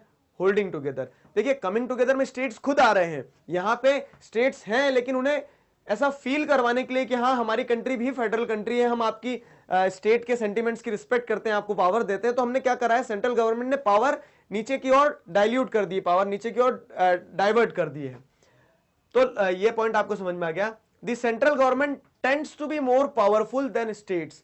अब यहां पे देखिए सोर्स ऑफ पावर क्या है, यहां पे सोर्स ऑफ पावर था स्टेट्स, स्टेट्स खुद आए हैं और उन्होंने यूनियन बनाया, मतलब स्टेट्स हैं तो यूनियन है। यहां पे ऐसा नहीं है, यहां पे यूनियन है तो स्टेट्स हैं, तो पावरफुल ज्यादा कौन हो गया? यूनियन हो गया। यूनियन गवर्नमेंट ने अपनी पावर को यहां पर बांट के रखा है, अपनी पावर को नीचे की तरफ डाइल्यूट करके रखा है, तो ज्यादा पावरफुल दिखती बात है कौन रहेगा? Central government. Central government tends to be more powerful than states. अब constituent units have unequal power, some units are granted special powers. अब क्या होता है, जैसे यहां पे सेंट्रल गवर्नमेंट पे डिसाइड करता है कि डिपेंड करता है कि वो पावर डिवाइड करे अपनी। अब जब सेंट्रल गवर्नमेंट अपनी पावर डिवाइड करती है तो सेंट्रल गवर्नमेंट क्या करती है पावर डिवाइड करते समय, वो जो उसके कंस्टिट्यूएंट यूनिट्स हैं तो उनमें अनइक्वल तरह से पावर डिवाइड करती है। उसे अगर सेंट्रल गवर्नमेंट को लगता है कि नहीं किसी स्टेट को थोड़े ज्यादा स्पेशल पावर्स देना है, ठीक है, some units are granted special powers. जैसे हमें लगता है जम्मू कश्मीर में इंस्टेबिलिटी है, नागालैंड मणिपुर मिजोरम में कुछ थोड़ा सा एक अलग उनका कल्चर है, तो उन्हें थोड़ा स्पेशल पावर मिल जाता है। इस तरह से यहाँ पे पावर का जो डिस्ट्रीब्यूशन रहता है वो अनइक्वल रहता है। क्यों? क्योंकि सेंट्रल गवर्नमेंट अपनी मतलब अपने प्रूडेंस के हिसाब से, अपनी समझदारी के हिसाब से क्या करती है, पावर डिवाइड करती है, तो वो अनइक्वल भी हो सकती है। किसी स्टेट को स्पेशल स्टेटस भी मिल सकता है, स्पेशल पावर्स भी मिल सकती है। किस तरह की फेडरेशन में? होल्डिंग टुगेदर फेडरेशन में। इसके एग्जांपल है इंडिया, स्पेन और बेल्जियम। बेल्जियम भी हमने जैसे देखा था ना, बेल्जियम में क्या हुआ था, सेंट्रल गवर्नमेंट ने डिसाइड कर लिया कि वो स्टेट गवर्नमेंट्स को पावर डाइवर्ट कर रही है नीचे की ओर, ताकि क्या रहे, स्टेट गवर्नमेंट को ऐसा लगे कि नहीं नहीं उन्हें भी पावर दी गई है थोड़ी सी। तो बेल्जियम, इंडिया, स्पेन, ये उसके एग्जांपल है। ये डायग्राम में आपको समझा चुका हूं। तो इसी के साथ में हमारा कमिंग टुगेदर और होल्डिंग टुगेदर फेडरेशन, जो these are the types of federation, इस चीज को हम पढ़ चुके हैं। टाइप्स ऑफ फेडरेशन वाला टॉपिक क्लियर हो गया है। तो इसी के साथ में हमने फेडरलिज्म क्या होता है, फीचर्स क्या होते हैं और टाइप्स ऑफ फेडरलिज्म क्या है, फेडरेशंस क्या है, उस चीज को कंप्लीट कर लिया। तो फेडरलिज्म जो चैप्टर था उसका एक सेंस में देखा जाए तो बेसिक जो इंट्रोडक्शन था वो पूरा कंप्लीट हो गया है। अब हम देखेंगे what makes India a federal country, मतलब इंडिया फेडरल कंट्री क्यों है, इंडिया को फेडरल कंट्री क्या बनाता है। इन सारी चीजों को हम नेक्स्ट वीडियो में डिस्कस करने वाले हैं। इस चैप्टर के नोट्स आप हमारी ऑफिशियल वेबसाइट magnetbrains.com पर बहुत आसानी से डाउनलोड कर सकते हैं। magnetbrains.com पर आपको क्लास 4th से क्लास 12th तक सभी सब्जेक्ट्स, सभी चैप्टर्स और सभी चैप्टर्स के सब टॉपिक्स एक अरेंज फॉर्मेट में अवेलेबल होंगे, बिल्कुल इसी तरह, जिन्हें आप बहुत आसानी से पढ़ सकते हैं, समझ सकते हैं और डाउनलोड कर सकते हैं। Feel free to visit our official website magnetbrains.com। Next video में मिलते हैं एक नए टॉपिक के साथ में, what makes India a federal country. Thank you. Hello everybody, myself Digraj Singh Rajput, welcome to Magnet Brains. इस वीडियो में हम क्या पढ़ने वाले हैं? इस वीडियो में पढ़ेंगे हम what makes India a federal country. पिछले कुछ वीडियोस में हमने फेडरलिज्म एज ए कंसेप्ट पूरा समझ चुके हैं। हमने देखा है फेडरलिज्म क्या होता है, अलग अलग डायमेंशंस में देखा, फेडरलिज्म के फीचर्स देखे, टाइप्स ऑफ फेडरलिज्म देखा, होल्डिंग टुगेदर, कमिंग टुगेदर। अब ये सारी चीजें हमने फेडरलिज्म के बारे में तो पढ़ लिए। मतलब क्या है, जैसे आपने मान लीजिए एमबीबीएस किया, ठीक है, आप डॉक्टर बन गए, आपने थ्योरी तो पढ़ ली है, लेकिन उस थ्योरी को आप प्रैक्टिकल सेंस में कब करेंगे? जब आप कुछ किसी पेशेंट का ऑपरेशन करते हैं, ये सारी चीजें होती है। तो वैसे आपने फेडरलिज्म को तो समझ लिया, लेकिन अब उसे अप्लाई करते हैं इंडियन कंटेक्स्ट में कि इंडिया को क्या what makes India federalism, India को क्या फेडरल कंट्री बनाता है, ठीक है, कौन से फीचर्स ऐसे हैं जो इंडिया को एक फेडरल कंट्री बना रहे हैं। तो वो सारी चीजें हम इस वीडियो में पढ़ने वाले हैं। क्या देखेंगे हम देखेंगे कि what are the various dimensions या फिर what are the various features which are making India a federal country. आइए स्टार्ट करते हैं। सबसे पहले चीज देखिए क्या है, जब हमें आजादी मिली उस समय हम we suffered a bloody partition, ठीक है, बहुत ज्यादा हम लोगों ने क्या किया, खून खराबा हुआ और इन सारी चीजों के चलते क्या है, बहुत सारे लोगों की जानें गई हैं, ठीक है, रिलीजियस हार्मनी डिस्टर्ब हुई है, हमारे यहाँ राइट्स देखने को मिले, दंगे हुए, ये सारी प्रॉब्लम्स थी। और उसी के साथ साथ में क्या हो रहा था, और भी चीजें बहुत सारी चीजें एक साथ चल रही थी। अलग अलग स्टेट्स डिमांड कर रहे थे कि हमें इंडिपेंडेंट नेशन बना दो, मतलब हमारे साथ रहना नहीं चाह रहे थे वो, प्रिंसली स्टेट्स को जोड़ना था हमें। तो हमारे सामने बहुत सारे चैलेंजेस थे जब हमें आजादी मिली। हमारे कॉन्स्टिट्यूशन मेकर्स जो थे, जब वो कॉन्स्टिट्यूशन बना रहे थे तो वो इन चीजों को ऑब्जर्व कर पा रहे थे उस समय पे। हो सकता है आज हमारे लिए बात करना, इन चीजों को डिस्कस करना बहुत साधारण सी चीज हो, लेकिन जो लोग उस समय पे कॉन्स्टिट्यूशन बना रहे हैं, इस एटमॉस्फेयर में कॉन्स्टिट्यूशन बना रहे हैं जहां पे बहुत खून खराबा है, जहां पे ये इनसिक्योरिटी है कि स्टेट्स आपके साथ रहेंगे नहीं रहेंगे, अलग अलग स्टेट्स अलग अलग डिमांड कर रहे हैं, तो वहां पे बहुत सारी चैलेंजेस थे हमारे सामने। और हमारे जितने भी लीडर्स थे उन लोगों के सामने एक ही विजन था। क्या विजन था? कि देश को सशक्त बनाना है, देश को मजबूत बनाना है। अब वो कैसे करना है ये उनको सोचना था, एक बेस्ट पॉसिबल सॉल्यूशन निकाल के लाना था, और उस हिसाब से हमारी कंट्री का एक जो पॉलिटिकल स्ट्रक्चर था उसे तैयार करना था। तो क्या हो रहा था, जब कॉन्स्टिट्यूशन बन रहा था तो वहां पे चैलेंजेस ये थे कि कॉन्स्टिट्यूशन को किस तरह का फेडरेशन बनाया जाए, किस तरह का फेडरेशन बनाया जाए, मतलब कि फेडरलिज्म तो रखना है, ये एक आइडिया था। मतलब लोगों के, मतलब जो हमारे कॉन्स्टिट्यूशन मेकर्स थे, जो लीडर्स थे, उन लोगों के माइंड में एक आइडिया जरूर था कि कॉन्स्टिट्यूशन को हमें फेडरल स्ट्रक्चर तो देना है एक, लेकिन फेडरल स्ट्रक्चर देने में कहीं ऐसा ना हो जाए, जैसे बोलते हैं ना बच्चों को आजादी देना चाहिए, लेकिन पता लग रहा है आप इतनी छूट दे रहे हैं, इतनी आजादी दे रहे हैं कि बच्चे हाथ से निकल गए। तो वैसे यहाँ पे क्या कि हमें स्टेट्स को थोड़ी सी इंडिपेंडेंस देना है, मतलब स्टेट्स को थोड़ी सी लिबर्टी देना है, पावर देना है, लेकिन कहीं ऐसा ना हो जाए वो लिबर्टी और पावर का इस्तेमाल करते हुए स्टेट्स एक दिन देश से ही अलग हो जाए। ठीक है, तो क्योंकि हमने पार्टीशन उस समय सफर किया था, क्या पार्टीशन सफर किया था, हमने देखा था कि किस प्रकार से जब पाकिस्तान से इंडिया से पाकिस्तान अलग हुआ तो कितना नुकसान हुआ, कितनी लाइफ्स को सफर करना पड़ा, कितना मतलब एक पूरी कम्युनल डिस्ट्रेस डेवलप हो गई थी। तो उस चीज से डरे हुए थे हमारे लीडर्स, और उन्होंने सोचा कि हाँ हम स्टेट्स को पावर देंगे, लेकिन इस सेंस में पावर देंगे, इस तरह से पावर देंगे कि वो पावर सिर्फ इतनी रहे कि वो अपनी लिबर्टी को एंजॉय कर पाए, और इस हद तक आगे ना बढ़े कि वो एक अलग नेशन की डिमांड करने लगे जैसे पाकिस्तान ने करी थी। तो इस आइडिया को ध्यान में रखते हुए हमारी कंट्री में कुछ फीचर्स को अडॉप्ट किया गया जो हमारी कंट्री को फेडरल कंट्री बनाती है। अब यहाँ पे ध्यान रखना इस चीज को, what makes India federal country पे क्वेश्चन ऐसे ही बनता है direct, what makes India federal country and why India is known a federal country, इस तरह से क्वेश्चन बनेगा। क्योंकि अभी हम आगे चल के एक सेक्शन जो डिस्कस करेंगे तो उस सेक्शन में प्रॉब्लम क्या आती है, हाउ फेडरलिज्म इज प्रैक्टिस्ड और what makes India a federal country. इन दोनों क्वेश्चंस में आप कंफ्यूज हो जाते हो और इसका आंसर उसमें, इसका आंसर उसमें लिख देते हो। तो अभी इस चीज को ध्यान रखो, जब मैं दूसरा सेक्शन पढ़ा दूंगा उसके बाद में मैं आपको डिफरेंस समझाऊंगा। तो what makes India federal country या फिर why India is a federal country, इस तरह से क्वेश्चन आता है तो हमें ये पॉइंट्स लिखना है उसमें, ये सारे पॉइंट्स को हम डिस्कस करते हैं। Constitution declared India as a union of state. India को कॉन्स्टिट्यूशन ने क्या डिक्लेयर करा, हमारे कॉन्स्टिट्यूशन में इंडिया को as a union of state बोला गया, मतलब स्टेट्स का एक यूनियन है हमारा कंट्री। ठीक है, the word federation is not used but the Indian union is based on the principles of federalism. मतलब हमने कहीं भी फेडरेशन शब्द का इस्तेमाल नहीं किया हमारे कॉन्स्टिट्यूशन में, लेकिन फिर भी हमारा जो कॉन्स्टिट्यूशन बना है उस कॉन्स्टिट्यूशन में हमने फेडरलिज्म के प्रिंसिपल्स को अडॉप्ट किया है, मतलब स्टेट्स को एम्पावर किया है। जैसे फेडरलिज्म के प्रिंसिपल्स क्या है, 2 और more than 2 tiers of government होना चाहिए, हाँ वो है हमारे यहाँ। एक कोर्ट जो रहते हैं, they have the power to interpret the constitution, वो भी है हमारे यहाँ। सोर्स ऑफ रेवेन्यू, वो भी है हमारे यहाँ। लेकिन फिर भी हमने हमारे कॉन्स्टिट्यूशन में टर्म क्या यूज किया है, यूनियन ऑफ स्टेट्स, ताकि स्टेट्स को ये बता दें हम कि इंडिया स्टेट्स से नहीं बना है, स्टेट्स इंडिया से बने हैं। ठीक है, मतलब एक तरह से यूनिटरी ब्लेंड देखने को मिला है, मतलब एक यूनिटरी, थोड़ा सा बोलते हैं ना कि यूनिटरी मिक्स फेडरलिज्म है हमारा country. Our country is a quasi federal country. Quasi federal मतलब कि जो फेडरल भी है लेकिन पूरी तरह से फेडरल नहीं है।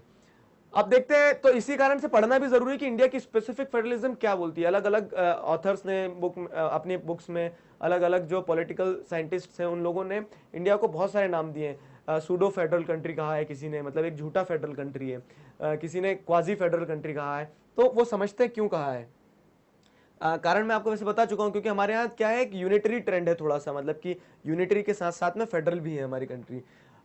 तो what makes India federal country में पहला पॉइंट क्या लिखेंगे हम, 3 टियर्स ऑफ गवर्नमेंट। सबसे पहली चीज जो, जैसे हमने फीचर्स में ही पढ़ा था कि हमारी कंट्री में 3 टियर्स ऑफ गवर्नमेंट है, सेंट्रल, स्टेट और लोकल। पहले 2 टियर थे, सेंट्रल और स्टेट। 1992 में जब कॉन्स्टिट्यूशनल अमेंडमेंट्स लाने के बाद में क्या हुआ कि हमने एक 3rd टियर भी लाए हैं जो है लोकल गवर्नमेंट, जिसमें पंचायती राज इंस्टीट्यूशन और अर्बन लोकल बॉडीज हैं। वो इसी चैप्टर में हम आगे पढ़ेंगे।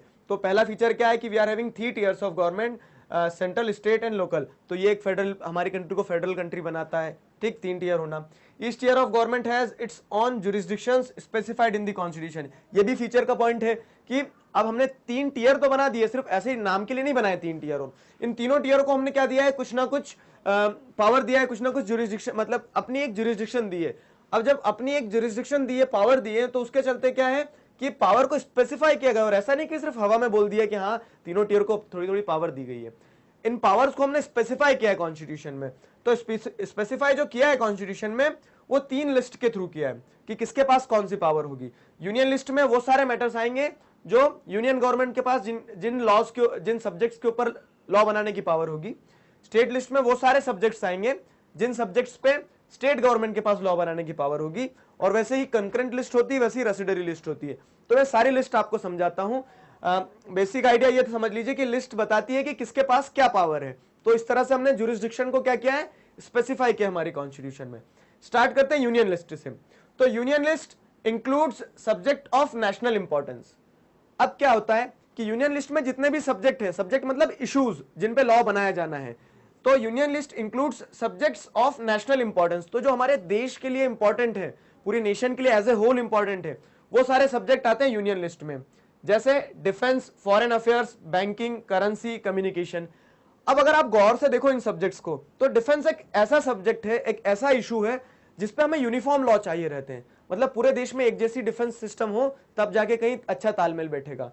वैसे ही बैंकिंग में अगर पता लग रहा है हर स्टेट का अलग अलग बैंकिंग सिस्टम हो जाए, तो क्या होगा, कंट्री में कितना मिसमैच होगा। आपका अकाउंट यहाँ पे है स्टेट बैंक ऑफ इंडिया में, आप किसी दूसरे स्टेट में जा रहे हैं, लेट इट मतलब आप ले लीजिए आप जम्मू कश्मीर में गए, जम्मू कश्मीर में जा रहे हैं, तो पता लग रहा है वहां पे आपका बैंकिंग सिस्टम पूरा डिफरेंट हो गया, तो आपको दिक्कत आएगी ना।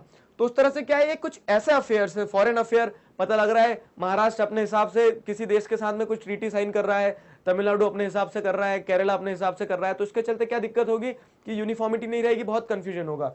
तो जो नेशनल इंपॉर्टेंस के सब्जेक्ट हैं जिन पे हमें यूनिफॉर्म लॉज चाहिए रहते हैं, जैसे कि defence, foreign affairs, banking, currency, communication, और भी बहुत सारे हैं यूनियन लिस्ट में, तो ये सारे सब्जेक्ट्स जो होते हैं, इन सारे सब्जेक्ट्स को यूनियन लिस्ट में डाला गया है। और यूनियन लिस्ट के सब्जेक्ट्स के ऊपर लॉ बनाने की पावर किसके पास होती है, तो union government alone make laws on them.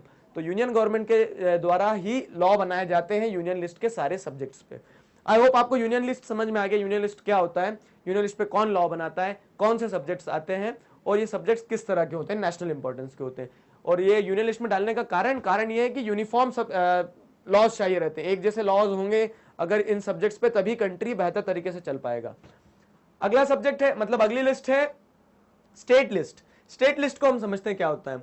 State list contains subjects of state and local importance. तो मतलब जो स्टेट और लोकल इंपॉर्टेंस के सब्जेक्ट होते हैं, ऐसे सब्जेक्ट्स जो हमें कहीं ना कहीं लोकल लेवल पे जरूरी होते हैं, या फिर जो एक स्टेट के लिए इंपॉर्टेंट होते हैं, वो सारे सब्जेक्ट आते हैं स्टेट लिस्ट में।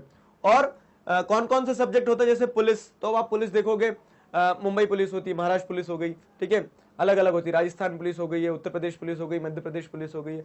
तो इस तरह से क्या है कि हर सिस्टम का एक अलग, मतलब हर स्टेट में एक अलग अलग पुलिस सिस्टम चलता है। ट्रेड हर स्टेट का अलग हो सकता है, कोई दिक्कत नहीं, मतलब अगर अलग भी होता है तो उससे कोई प्रॉब्लम नहीं होगी।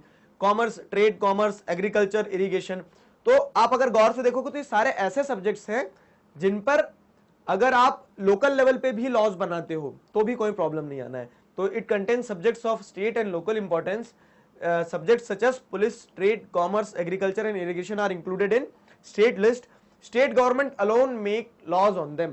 अब स्टेट लिस्ट में जो सब्जेक्ट होते हैं, इन सब्जेक्ट्स पे लॉ बनाने की पावर किसके पास होती है, इन सब्जेक्ट पे लॉज बनाने की पावर होती है सिर्फ और सिर्फ स्टेट गवर्नमेंट के पास में। तो ये स्टेट लिस्ट हो गया, तो नाम से समझ में आ गया, यूनियन लिस्ट मतलब सेंट्रल गवर्नमेंट के लिए, स्टेट लिस्ट यानी स्टेट गवर्नमेंट के लिए। अब आते हैं कंकरेंट लिस्ट पे, इस पे कंफ्यूजन रहता है बच्चों को। कंकरेंट लिस्ट क्या होता है, तो concurrent list includes subjects of common interest. Common interest मतलब क्या है कि ऐसे सब्जेक्ट जो यूनियन गवर्नमेंट के लिए भी जरूरी है, या फिर कहीं ना कहीं वो यूनियन गवर्नमेंट को भी इन्फ्लुएंस करते हैं, और ऐसे सब्जेक्ट्स जो कहीं ना कहीं स्टेट गवर्नमेंट को भी इन्फ्लुएंस करते हैं। तो जो कॉमन सब्जेक्ट्स होते हैं, कॉमन इंटरेस्ट के सब्जेक्ट्स होते हैं, उन सब्जेक्ट्स को डाला जाता है यूनियन लिस्ट में, उन सारे इश्यूज को यूनियन लिस्ट में प्लेस किया जाता है। अब वो इश्यूज कौन से होते हैं, जैसे देखिए एजुकेशन, तो एजुकेशन में आपने देखा होगा स्टेट बोर्ड्स भी होती हैं, सेंट्रल बोर्ड होती है, सीबीएसई होता है, ठीक है, उसी तरह से सेंट्रल यूनिवर्सिटीज भी होती है, स्टेट यूनिवर्सिटीज भी होती है। तो यहाँ पे क्या बताया गया है कि ऐसे सब्जेक्ट्स जो दोनों के कॉमन में आ रहे हो, मतलब सेंट्रल गवर्नमेंट के भी है, स्टेट गवर्नमेंट के भी, तो उसमें एजुकेशन होता है, फॉरेस्ट होता है, ट्रेड होता है, मतलब ट्रेड यूनियंस होती है, ट्रेड यूनियन होती है, मैरिज होता है, अडॉप्शन होता है, तो ये सारे सब्जेक्ट्स हैं जो कॉमन होते हैं। अब इन पे लॉज बनाने की पावर किसके पास रहेगी, आप ये पूछोगे, तो वो भी समझाता हूं। Both union and state government can make laws, मतलब दोनों बना सकते हैं, क्योंकि दोनों के ये ऐसे सब्जेक्ट्स हैं जो कहीं ना कहीं दोनों लेवल ऑफ गवर्नमेंट को इन्फ्लुएंस करते हैं, तो दोनों लेवल ऑफ गवर्नमेंट इस पे लॉज बना सकती है। लेकिन अब कभी कभी ऐसा भी होगा कि कहीं पे कन्फ्लिक्ट्स हो जाए कि स्टेट गवर्नमेंट ने कुछ लॉ बना दिया है, सेंट्रल गवर्नमेंट ने भी कुछ लॉ बना दिया है। मान लीजिए एजुकेशन में सेंट्रल गवर्नमेंट कुछ एक लॉ ला रही है कि इस तरह से एजुकेशन सिस्टम होगा, और किसी स्टेट की गवर्नमेंट ने क्या करा है कि स्टेट गवर्नमेंट ने बोल दिया नहीं हमारे स्टेट में तो हम इस तरह से चलाएंगे, तो कन्फ्लिक्ट होगा यहाँ पे। तो वैसे तो हमारे फेडरलिज्म में क्या फीचर पढ़ा था आपने कि अगर कन्फ्लिक्ट होते हैं तो judiciary acts as an neutral umpire, तो वो न्यूट्रल एम्पायर की तरह काम करती है। लेकिन यहाँ पे क्या है कि जुडिशरी तक बात पहुंचे ही ना, इसके लिए और क्लियर कट मार्जिन दे दिया गया है कि अगर कंफ्लिक्ट होता है, both union and state government can make laws on these subjects, in case of conflict laws made by union government will prevail. तो अगर कंफ्लिक्ट होता है तो जो लॉ यूनियन गवर्नमेंट बना रही है वो प्रिवेल करेगा। तो एक तरह से कह लीजिए आप यूनियन लिस्ट से ही जुड़ा हुआ है कंकरेंट लिस्ट, वो तो झूठ मूठ में थोड़ी सी पावर दे दी है स्टेट्स को हमने कि स्टेट गवर्नमेंट भी बना सकती है, अगर और सेंट्रल गवर्नमेंट को अच्छा नहीं लगा है तो लॉ चेंज कर सकते हैं, and laws made by central government would prevail in case of conflict, अगर कंफ्लिक्ट होते हैं तो यूनियन लिस्ट आपको समझ आ गया, स्टेट लिस्ट आपको समझ आ गया है, कंकरेंट लिस्ट भी आपको समझ आ गया है। अब अगली जो लिस्ट है हमारी वो है रेसिडरी लिस्ट। रेसिडरी लिस्ट को समझना जरूरी है क्योंकि इसमें आप बच्चे अधिकतर कंफ्यूज हो जाते हैं। देखते हैं क्या होती है रेसिडरी लिस्ट। तो रेसिडरी लिस्ट कंटेन्स दो subjects which do not fall in any of the list and came up after the constitution was made। मतलब वो सारे सब्जेक्ट्स जो किसी भी लिस्ट में नहीं आते हैं, मतलब तीनों लिस्ट में नहीं आते हैं, और ऐसे सब्जेक्ट्स जो which came up after the constitution was made, मतलब कॉन्स्टिट्यूशन के बनने के बाद में। हमारा कॉन्स्टिट्यूशन तो 1949 में बनके कंप्लीट हो गया था। अब क्या है, कुछ चीजें ऐसी भी हैं, कुछ लॉज ऐसे भी हैं, कुछ इश्यूज ऐसे भी हैं जो हमारे सामने कब आए हैं, जब कॉन्स्टिट्यूशन बनके रेडी हो गया है। अब इंफॉर्मेशन टेक्नोलॉजी, तो 1949 में इंफॉर्मेशन टेक्नोलॉजी जैसी कोई चीज एग्जिस्ट नहीं करती थी, और आज पूरी दुनिया उसी पे डिपेंडेंट है। आप ये वीडियो देख पा रहे हैं, कारण इंफॉर्मेशन टेक्नोलॉजी, ठीक है।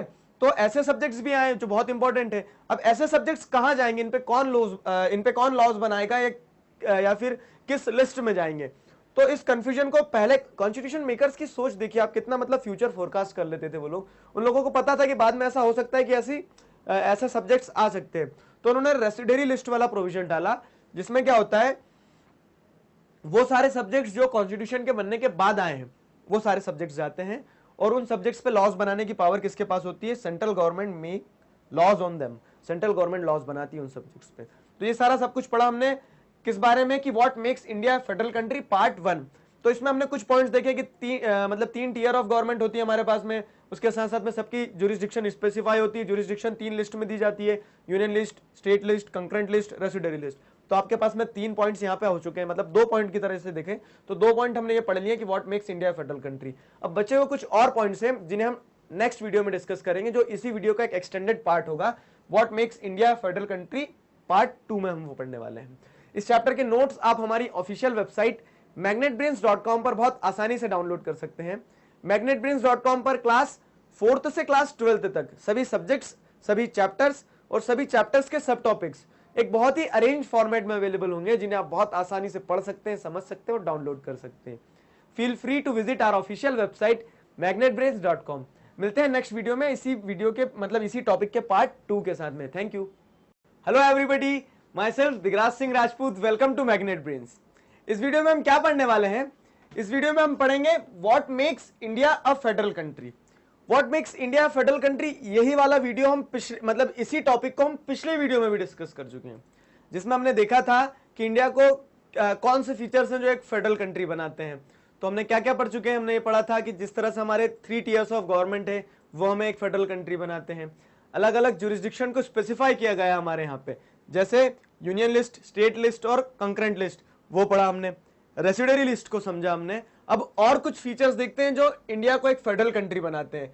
तो इस सेक्शन को हम बोल सकते हैं what makes India federal country part 2। ठीक है, पिछले पार्ट में हमने कुछ डिस्कस किया था, इस पार्ट में कुछ डिस्कस करते हैं। अब इंडिया एक होल्डिंग टुगेदर फेडरेशन का एग्जांपल है, जो मैंने आपको पहले वीडियोस में बताया था। जिस तरह से इंडिया में सारे स्टेट्स को पावर डाइल्यूट की गई है, तो it is an example of holding together federation. तो इंडिया जब एक होल्डिंग टुगेदर फेडरेशन है, तो होल्डिंग टुगेदर फेडरेशन में हमने क्या डिस्कस किया था, हमने डिस्कस किया था ना कि होल्डिंग टुगेदर फेडरेशन में जो स्टेट्स रहते हैं उनके बीच में अनइक्वल तरह से पावर डिस्ट्रीब्यूटेड रहती है। मतलब किसी स्टेट के पास में पावर ज्यादा होती है, किसी स्टेट के पास में पावर कम होती है, तो unequal powers among the states. और इसके चलते क्या होता है, कुछ स्टेट्स के पास स्पेशल पावर होती है।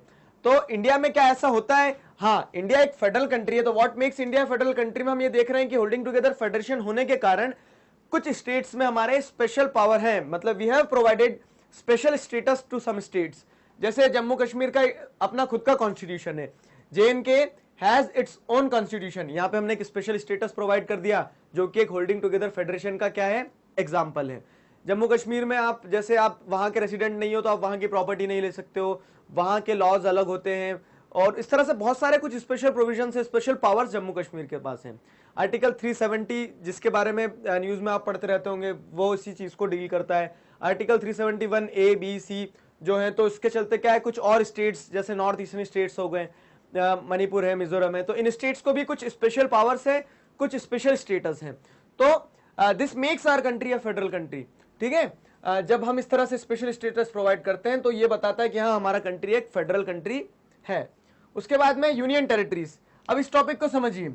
सबसे पहले यूनियन टेरिटरीज क्या होते हैं, कौन बताएगा? मैं बताऊंगा। यूनियन टेरिटरीज क्या होते हैं? Union territories are those geographical areas which are too small to be declared as a state. मतलब ये वो जियोग्राफिकल एरिया जो बहुत छोटे होते हैं, जिन्हें हम स्टेट का दर्जा नहीं दे सकते। आया समझ में? Those geographical territories which are too small to be declared as a state and they cannot be merged with another states also।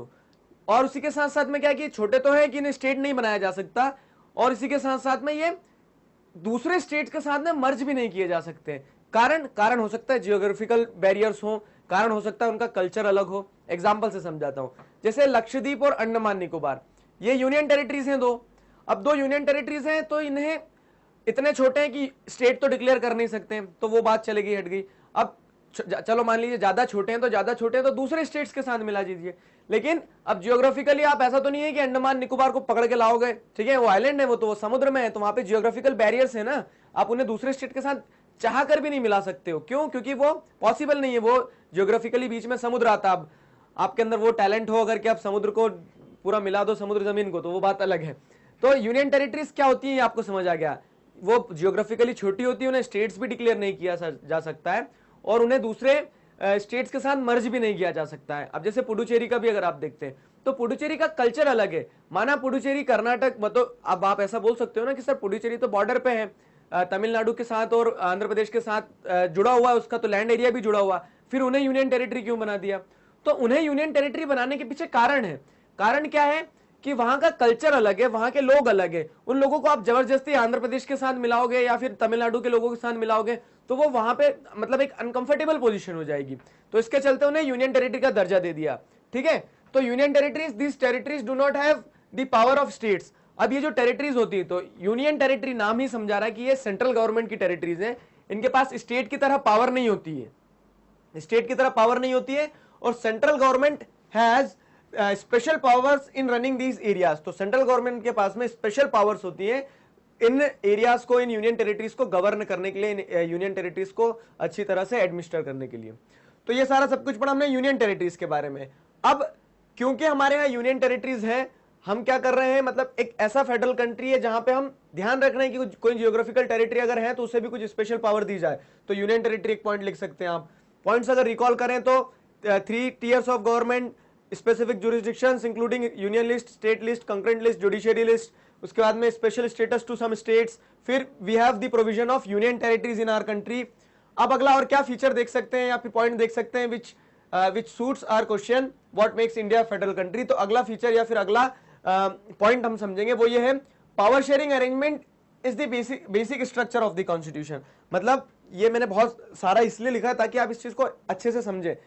आप अलग अलग रेफरेंस बुक पढ़ते हैं, सारी चीजें पढ़ते हैं, उससे कोई प्रॉब्लम नहीं है, लेकिन एनसीईआरटी की जो लाइंस लिखी हैं अगर आप उन्हें 10 बार 20 बार पढ़ेंगे तो आपको एक बहुत बेहतर ग्रास्पिंग मिलेगी, और उसके बाद में ये सबसे अच्छी चीज होती है याद करने के लिए भी। तो एनसीईआरटी की बुक्स जब आप पढ़ रहे हैं, जैसे सिविक्स की आप बुक पढ़ रहे हैं, तो सिविक्स की बुक में आप जो लाइंस है उन लाइंस को अंडरलाइन कर लीजिए, उन्हें बार बार पढ़िए। उससे क्या होगा, उससे ये होगा कि आप जब आंसर्स अपने लिखेंगे, क्वेश्चन आंसर मतलब पेपर में जब आप आंसर लिखेंगे तो आप उस चीज को रिफ्लेक्ट करेंगे, आप एनसीईआरटी के शब्द बोलेंगे और वो शब्द टीचर को बहुत पसंद आएंगे, मतलब जो आपकी कॉपी चेक करने वाले होंगे। तो फोकस कीजिए कि आप एनसीईआरटी की लाइंस को याद करने की कोशिश कर रहे हैं, उन्हें रटना नहीं है। 8, 10, 20 बार पढ़ोगे तो वो अपने आप आपके वर्ड्स उस तरह से फ्रेम होने लगेंगे। Power sharing arrangement is the basic structure of constitution, मतलब जो जिस तरह से पावर शेयर होना है, हमने देखा अलग अलग जुरिस्डिक्शन होते हैं, तो कॉन्स्टिट्यूशन में ये भी बताया गया किसके पास कितनी पावर रहेगी, कैसी रहेगी। तो वो एक बेसिक अरेंजमेंट है, एक बेसिक स्ट्रक्चर है हमारे कॉन्स्टिट्यूशन का, जो कि बहुत बेसिक नेसेसिटी है अगर आप अपनी कंट्री को एक फेडरल कंट्री बोलते हो तो। और this arrangements can not be change easily, और ये अरेंजमेंट आसानी से बदले भी नहीं जाना चाहिए। क्यों? अगर आसानी से बदले जाएंगे तो रातों रात सेंट्रल गवर्नमेंट बदल देगी, स्टेट गवर्नमेंट के सारे पावर ले लेगी। तो this arrangements can not be change easily, any change to it has to be passed by both the houses. अब अगर मान लो ये अरेंजमेंट जो आप देख रहे हैं अभी, जो पावर शेयरिंग अरेंजमेंट है, आपको ऐसा लगता है कि हाँ इसमें कुछ गलत है और सेंट्रल गवर्नमेंट चेंज भी करना चाहती है, तो क्या करना होगा चेंज करने के लिए? या फिर ऐसा समझ लीजिए, मैंने आपको फंडामेंटल प्रोविजंस वाला पार्ट बताया था। देखिए, अगर आप रिलेट करेंगे तो ये सारे पॉइंट्स कहीं ना कहीं फीचर्स से मिल रहे हैं, जो हमने फीचर ऑफ फेडरलिज्म पढ़ा था। तो आप फीचर ऑफ फेडरलिज्म अगर अच्छे से ध्यान करेंगे तो इन पॉइंट्स को रिलेट कर सकते हो, बस कंटेंट एक्सटेंड करना होगा थोड़ा सा आपको। हाँ, तो मैं कहां पे छोड़ के गया था आपको? यहाँ कि पावर शेयरिंग अरेंजमेंट बेसिक होता है, बहुत बेसिक स्ट्रक्चर होता है, और इस बेसिक स्ट्रक्चर को अगर आपको चेंज करना है तो बहुत आसानी से नहीं बदला जाएगा। फिर भी अगर आपको ऐसा लग रहा है कि कुछ बदलना है क्योंकि कमी है, तो अगर बदलना है तो उसके लिए क्या करना होगा? Any change to it has to be passed by both the houses of parliament, मतलब पार्लियामेंट के जो दोनों हाउस है, लोकसभा राज्यसभा, इन दोनों हाउस में उस चेंज को अगर लाना है तो आपको बिल पास करना होगा एक तरह से। जब वो दोनों हाउसेज में पास होगा, अब दोनों हाउसेज में भी कैसे पास करना है? विथ एटलीस्ट 2/3 मेजोरिटी, मतलब सपोज कीजिए जैसे 545 मेंबर्स हैं, तो 545 मेंबर्स में 2/3 मेजोरिटी जो होती है, तो उस 2/3 मेजोरिटी से पास होना है। जैसे अगर मान लो 300 लोग हैं तो 300 लोग वोट करेंगे, तो आपको कितनी मेजोरिटी चाहिए? 2/3 मेजोरिटी। 2/3 मेजोरिटी क्या होती है? यानी कि इस केस में 200। तो उसमें बहुत सारे अलग अलग प्रोविजंस है, जैसे प्रेजेंट एंड वोटिंग का हाफ 2/3 होना चाहिए और टोटल मेजोरिटी का हाफ होना चाहिए। तो उस कंट्रोवर्सी में, मतलब उस डिटेल में मत जाइए, अभी इतना समझ लीजिए कि ये जो पार्लियामेंट होती है, तो पार्लियामेंट में कम से कम एटलीस्ट 2/3 मेजोरिटी से पास होना चाहिए अगर आप किसी प्रकार का चेंज ला रहे हैं। तो दोनों हाउसेज में 2/3 मेजोरिटी से पास करना होगा अगर आपको कोई पावर शेयरिंग अरेंजमेंट में चेंज लाना है। और उसके बाद में then it has to be ratified by the legislature of at least half of the states, और उसके बाद में कम से कम जो हाफ ऑफ द स्टेट है, मतलब जैसे 29 स्टेट्स हैं, तो 29 स्टेट्स में मेजोरिटी क्या होती है? 15 स्टेट्स। तो कम से कम 15 स्टेट्स के द्वारा भी पास किया जाना चाहिए उस लॉ को, तब जाके कहीं वो चेंज आएगा कॉन्स्टिट्यूशन में। तो एक बार रिकैप करवाता हूं कि पावर शेयरिंग अरेंजमेंट बहुत इंपॉर्टेंट एक बेसिक स्ट्रक्चर है। उस बेसिक स्ट्रक्चर में अगर चेंज लाना है तो पहले तो बहुत मुश्किल है, और फिर भी अगर आपको लगता है चेंज लाना है, तो चेंज लाने के लिए पहले तो आपको लॉ पास करना होगा पार्लियामेंट के दोनों हाउसेज में विथ एटलीस्ट 2/3 मेजोरिटी, कम से कम 2/3 मेजोरिटी से पहले उसे पास कीजिए। और वो 2/3 मेजोरिटी से पास हो रहा है, उसके बाद में क्या है कि जितने भी स्टेट्स हैं तो टोटल स्टेट्स की जो मेजोरिटी होगी, टोटल स्टेट्स में से जैसे 29 स्टेट्स का मेजोरिटी कितना होता है? 15। तो then it should be ratified, मतलब 15 स्टेट्स को उस पर हाँ बोलना होगा। तो इस तरह से जो बेसिक अरेंजमेंट है पावर शेयरिंग अरेंजमेंट, वो चेंज किया जा सकता है। तो ये बताता है कि हमारी कंट्री में हम फेडरलिज्म को इतना लीगल प्रोटेक्शन दिया हुआ है हमने कि अगर उसको चेंज करना है तो आप यूनिलैटरली नहीं कर सकता है सेंट्रल गवर्नमेंट, उसको स्टेट गवर्नमेंट्स की कंसेंट लेना ही पड़ेगी। Last, judiciary takes decision in case of dispute, ये भी फीचर का पॉइंट आ गया एक, जो हमने फीचर पिछले कुछ वीडियोस में डिस्कस किए थे कि जुडिशरी जो है, जुडिशरी के पास में पावर होती है अगर किसी प्रकार के कंफ्लिक्ट होते हैं किसके बीच में? स्टेट गवर्नमेंट और सेंट्रल गवर्नमेंट के बीच में। तो जुडिशरी जो हाई कोर्ट और सुप्रीम कोर्ट होते हैं, ये हाईएस्ट कोर्ट्स जो होते हैं, इन कोर्ट्स के पास में क्या होती है? पावर होती है कि वो उस कंफ्लिक्ट को रिजॉल्व करें और सारे डिस्प्यूट्स को सेटल करें। ये सारा सब कुछ पढ़ा हमने किस बारे में? कि what makes India federal country.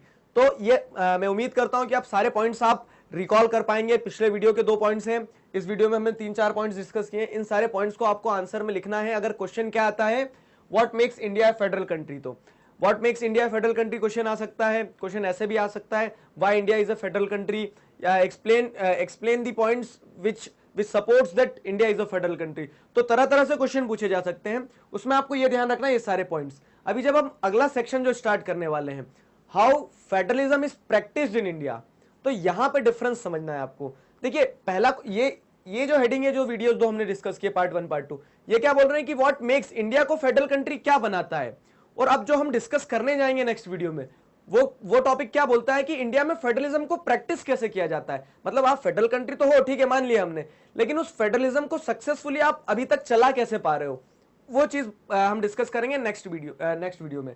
तो नेक्स्ट वीडियो में मिलते हैं एक नए टॉपिक के साथ में, what makes India a federal country में, नहीं sorry, how federalism is practised in India. इस टॉपिक के साथ हम नेक्स्ट वीडियो में मिलने वाले हैं। इस चैप्टर के नोट्स आप हमारी ऑफिशियल वेबसाइट magnetbrains.com पर बहुत आसानी से डाउनलोड कर सकते हैं। magnetbrains.com पर आपको क्लास 4th से क्लास 12th तक सभी सब्जेक्ट्स, सभी चैप्टर्स और सभी चैप्टर्स के सब टॉपिक्स बिल्कुल इसी तरह एक अरेंज फॉर्मेट में अवेलेबल होंगे, जिन्हें आप बहुत आसानी से पढ़ सकते हैं, समझ सकते हैं और डाउनलोड कर सकते हैं। Feel free to visit our official website magnetbrains.com। मिलते हैं नेक्स्ट वीडियो में एक नए टॉपिक के साथ में, how federalism is practised in India. Thank you very much. Hello everybody, myself Digraj Singh Rajput, welcome to Magnet Brains. इस वीडियो में हम क्या पढ़ने वाले हैं? इस वीडियो में पढ़ेंगे हम हाउ इज फेडरलिज्म प्रैक्टिस्ड। किस रेफरेंस में पढ़ेंगे? हम पढ़ेंगे लिंग्विस्टिक स्टेट्स के रेफरेंस में। देखिए, पिछले वीडियो में हमने क्या डिस्कस किया था? पिछले वीडियो में हमने ये डिस्कस किया था what makes India a federal country. अब हमने वहां पे देखा था कि इंडिया फेडरल कंट्री क्यों है, ये देखा था। अब यहाँ पे चलो मान लिया इंडिया फेडरल कंट्री है, लेकिन इंडिया उस फेडरलिज्म को प्रैक्टिस कैसे करती है, मतलब अपने आप को एक फेडरल कंट्री बनाए कैसे रखती है, वो सारी चीजें हम इस वीडियो में पढ़ने वाले हैं। बेसिकली 3 पॉइंट्स हैं, मतलब या फिर कह सकते हैं 3 सब हेडिंग्स हैं। एक लिंग्विस्टिक स्टेट है, लैंग्वेज पॉलिसी है और तीसरा है सेंटर स्टेट रिलेशन। तो ये 3 पिलर्स हैं, जिन 3 पिलर्स पे हमारा फेडरल स्ट्रक्चर टिका हुआ है, या फिर कह सकते हैं कि हमारी फेडरलिज्म इन ये 3 एग्जाम्पल्स हैं जो प्रूव करते हैं कि yes we are a successful federal country. तो हम क्या करेंगे, सेक्शन वाइज इसे डिस्कस करेंगे। इस वीडियो में हम लिंग्विस्टिक स्टेट्स की रेफरेंस से पढ़ रहे हैं। लिंग्विस्टिक स्टेट्स की रेफरेंस से पढ़ते हैं कि हाउ इज फेडरलिज्म प्रैक्टिस्ड, या फिर how federalism is practised in India. Start करते हैं। सबसे पहले देखिए, फेडरलिज्म और सक्सेस ऑफ फेडरलिज्म, ये 2 टर्म्स हैं। अब इन दोनों टर्म्स को आप गौर से देखिए। यहां पे सिर्फ फेडरलिज्म बोला जा रहा है, यहां पे बोला जा रहा है सक्सेस ऑफ फेडरलिज्म। जैसे क्रिकेटर और अ सक्सेसफुल क्रिकेटर, दोनों में डिफरेंस समझ में आया? क्रिकेटर और सक्सेसफुल क्रिकेटर, मतलब यहाँ पे क्या है कि ये भी क्रिकेट खेलते हैं, मैं भी क्रिकेटर हूं, ठीक है, मैं भी क्रिकेट खेल लेता हूं। और सक्सेसफुल क्रिकेटर जिस इंसान ने क्रिकेट में क्या किया है, अपने आप को स्टैब्लिश किया है, कंट्री के लिए खेले हैं, बहुत सारी ट्रॉफीज जीती है, सारी चीजें। तो उस तरह से यहाँ पे फेडरलिज्म और सक्सेस ऑफ फेडरलिज्म, ये दोनों कंसेप्ट अलग अलग हैं, बोथ आर डिफरेंट थिंग्स। क्या होता है कि फेडरलिज्म तो कोई भी बोल देगा। आज क्या होता है कि श्रीलंका बोल देगा कि we are a federal country, अगर उस कंटेक्स्ट में देखा जाए जहां पे हमने चैप्टर 1 में पढ़ा था कि जो सिविल वॉर जैसी सिचुएशन डेवलप हो गई थी, तो वो बोल जरूर सकता है कि हम फेडरल कंट्री हैं और फेडरल प्रिंसिपल्स भी अडॉप्ट कर लेंगे, लेकिन उस फेडरलिज्म की सक्सेस डिपेंड करती है कि वहां पे किस तरह का डेमोक्रेटिक पॉलिटिक्स है, मतलब कि वहां की गवर्नमेंट किस तरह से जो उनकी डाइवर्सिटी उसे अकोमोडेट करती है, अगर कुछ चैलेंजेस आते हैं रास्ते में फेडरलिज्म के तो उन्हें कैसे टैकल करती है, इन चीजों पर डिपेंड करता है। तो success of federalism depends on the nature of democratic politics, मतलब किस तरह क्या मैच्योरिटी वहां के पॉलिटिकल लीडर्स दिखाते हैं, डेमोक्रेटिक पॉलिटिक्स कैसी है वहां की, इन सारे प्रिंसिपल्स पे डिपेंड करता है कि फेडरलिज्म सक्सेसफुल है कहीं पर या नहीं है। तो वैसे इंडिया में देखा जाए तो इंडिया में हमने फेडरलिज्म अडॉप्ट कर लिया, हमारे कॉन्स्टिट्यूशन में प्रोविजंस डाल दिए, सिर्फ वही हमें एक फेडरल कंट्री नहीं बनाते हैं। आपने प्रोविजन डाल दिया और आपकी कंट्री फेडरल कहलाने लगे, ऐसा नहीं है। आपको उस फेडरलिज्म को अगर सक्सेसफुली अपनी कंट्री के लिए अडॉप्ट करना है तो आपको कंडीशंस के अकॉर्डिंगली क्या करना होगा, चीजों को एडजस्ट करना होगा, अलग अलग चेंजेस लाने होंगे। हो सकता है कभी कि फेडरल प्रिंसिपल के आगे जाके कुछ लेना होगा, मतलब कुछ करना होगा, या फिर कभी ऐसा भी हो सकता है कि आप उन फेडरल प्रिंसिपल से कुछ कम भी करें लेकिन फिर भी आपकी कंट्री एक सक्सेसफुल फेडरल कंट्री कहलाए। तो ये डिपेंड करता है उस किस चीज पे कि the nature of democratic politics which a country poses. ये आपको आइडिया समझ में आ गया। तो अब इसी आइडिया को ध्यान में रखते हुए मैं देखते हैं कि हमारी कंट्री को हमने फेडरल कंट्री बोला है, वहां तक ठीक है, yes very good, we are a federal country, लेकिन क्या चेंजेस हमने अडॉप्ट करे हैं जो हमारी कंट्री को सच में एक फेडरल कंट्री बनाता है। How is federalism practised in India, मतलब इंडिया में फेडरलिज्म प्रैक्टिस कैसे की जाती है। तो इंडिया में फेडरलिज्म प्रैक्टिस ऐसे की जाती है। सबसे पहली चीज लिंग्विस्टिक स्टेट्स। तो लिंग्विस्टिक स्टेट्स क्या होते हैं समझिए। 3 डायमेंशन है, मैं आपको बता चुका हूं, 3 पिलर्स हैं। तो लिंग्विस्टिक स्टेट इस वीडियो में डिस्कस करें, बाकी सारी चीजें नेक्स्ट वीडियो में डिस्कस करेंगे। तो लिंग्विस्टिक स्टेट्स में हमने क्या देखा कि जिस तरह से evolution of states have been evolved over a period of time, मतलब evolution of states over a period of time कि स्टेट्स धीरे धीरे इवॉल्व हुए हैं। ऐसा नहीं है कि आज जो आप स्टेट्स दिख रहे हो 29 स्टेट्स, ये 1947 से ही ऐसे कैसे चले आ रहे हैं। 1947 स्टेट में एक पूरा का पूरा एक अलग सिनेरियो था। पता है उस समय हमारे सिर्फ 14 स्टेट्स थे और 6 यूनियन टेरिटरीज थी। कब? जब इनिशियल लेवल पे हमारा जो पहला कहा जाता है कि पहले फॉर्म में जब स्टेट्स को देखा गया था, तब हमारे शुरुआत में 14 स्टेट्स थे, 6 यूनियन टेरिटरीज थी। और आज कहाँ पे चेंज हो गई वो सारी चीजें? आज हमारी कंट्री में 7 यूनियन टेरिटरीज हैं और 29 स्टेट्स है। तो अब ऐसा तो नहीं है कि रातों रात बदल गए सब कुछ, इवोल्यूशन हुआ धीरे धीरे, स्टेट्स धीरे धीरे इवॉल्व हुए। तो स्टेट्स कैसे इवॉल्व हुए धीरे धीरे, उस चीज को हम पढ़ेंगे और समझेंगे। तो लिंग्विस्टिक स्टेट क्या बोलते हैं कि creation of states on the basis of language is linguistic state. मतलब आप लैंग्वेज के बेसिस पे स्टेट बनाते हो, वो लिंग्विस्टिक स्टेट होते हैं। लैंग्वेज के बेसिस पे कैसे? मतलब people speaking same language lived in the same state. मान लीजिए एक एग्जांपल लेते हैं हम कि जो लोग तेलुगु लैंग्वेज बोलते हैं, तो तेलुगु स्पीकिंग एरियाज जो हैं वहां पे हमने क्या बना दिया? आंध्र प्रदेश बना दिया। वैसे ही जो लोग कन्नड़ बोलते हैं, तो कन्नड़ स्पीकिंग एरियाज को हमने क्या बना दिया? कन्नड़ स्पीकिंग एरियाज का हमने एक अलग स्टेट बना दिया, कर्नाटक। मलयालम जो लोग बोलते हैं, तो उन लोगों के लिए एक अलग स्टेट बना दिया, केरला। तमिल जहां पे बोली जाती है, तमिलनाडु बना दिया। इसी तरह से हमने लैंग्वेज के बेसिस पे स्टेट्स बनाए। मराठी जहां बोली जाती है वहां महाराष्ट्र बना दिया, गुजराती जहां बोली जाती है वहां गुजरात बना दिया। तो इस तरह से आपने क्या किया है कि लैंग्वेज के बेसिस पे लिंग्विस्टिक स्टेट, आप समझ में आया कि लैंग्वेज के बेसिस पे आपने स्टेट बनाए। अब यहाँ पे लैंग्वेज के बेसिस पे स्टेट बनाना, सिर्फ लैंग्वेज ही क्राइटेरिया नहीं देखा, जियोग्राफिकल वो भी देखा हमने कि जियोग्राफिकल प्रॉक्सिमिटी हो। उसके बाद में देखा कोई अगर डिस्टिंक्टिव कल्चर है तो उस बेसिस पे भी बनाया गया है। जैसे नागालैंड, मणिपुर है, मिजोरम है, तो नॉर्थ ईस्टर्न स्टेट्स में कल्चर के बेसिस पे लैंग्वेज स्टेट्स बनाए गए कि नागालैंड में जितने भी हैं तो नागा ट्राइब्स रहते हैं। नागालैंड जैसे स्टेट का नाम ही समझा रहा है ना कि लैंड ऑफ नागाज, तो नागालैंड बन गया वहां पे। तो लैंग्वेज के बेसिस के साथ साथ हमने कल्चर का भी ध्यान रखा है, जियोग्राफिकल बैरियर्स या फिर कह सकते हैं जियोग्राफिकल फैक्टर्स को भी ध्यान में रखा है। जैसे हिमाचल प्रदेश जो है, तो हिमाचल प्रदेश का मतलब क्या होता है? हिम आंचल, यानी पहाड़ों के आंचल में जो है, तो हिमाचल प्रदेश उस बेसिस पे बनाया गया कि जो माउंटेनियस एरियाज था, माउंटेनियस एरिया था पंजाब वगैरह से लगा हुआ, वो हिमाचल प्रदेश में। उत्तराखंड भी जैसे उत्तर प्रदेश प्लेन एरिया और जो माउंटेन वाला एरिया था, तो उसको उत्तराखंड बना दिया। तो इस तरह से हमने क्या करा है, लैंग्वेज के बेसिस के साथ साथ में दूसरे भी क्राइटेरियाज को ध्यान में दिया लैंग्वेज स्टेट बनाते समय, लेकिन बेसिकली हमने लैंग्वेज के बेसिस पे स्टेट्स बनाए हैं। अब क्या होता है कि शुरुआत में जब बात उठी थी कि लैंग्वेज के बेसिस पे स्टेट बनाया जाए, तो लैंग्वेज के बेसिस पे स्टेट बनाने की जब बात उठी तो उस समय पे हमारे जो लीडर्स थे उन लोगों को डर था। क्या डर था?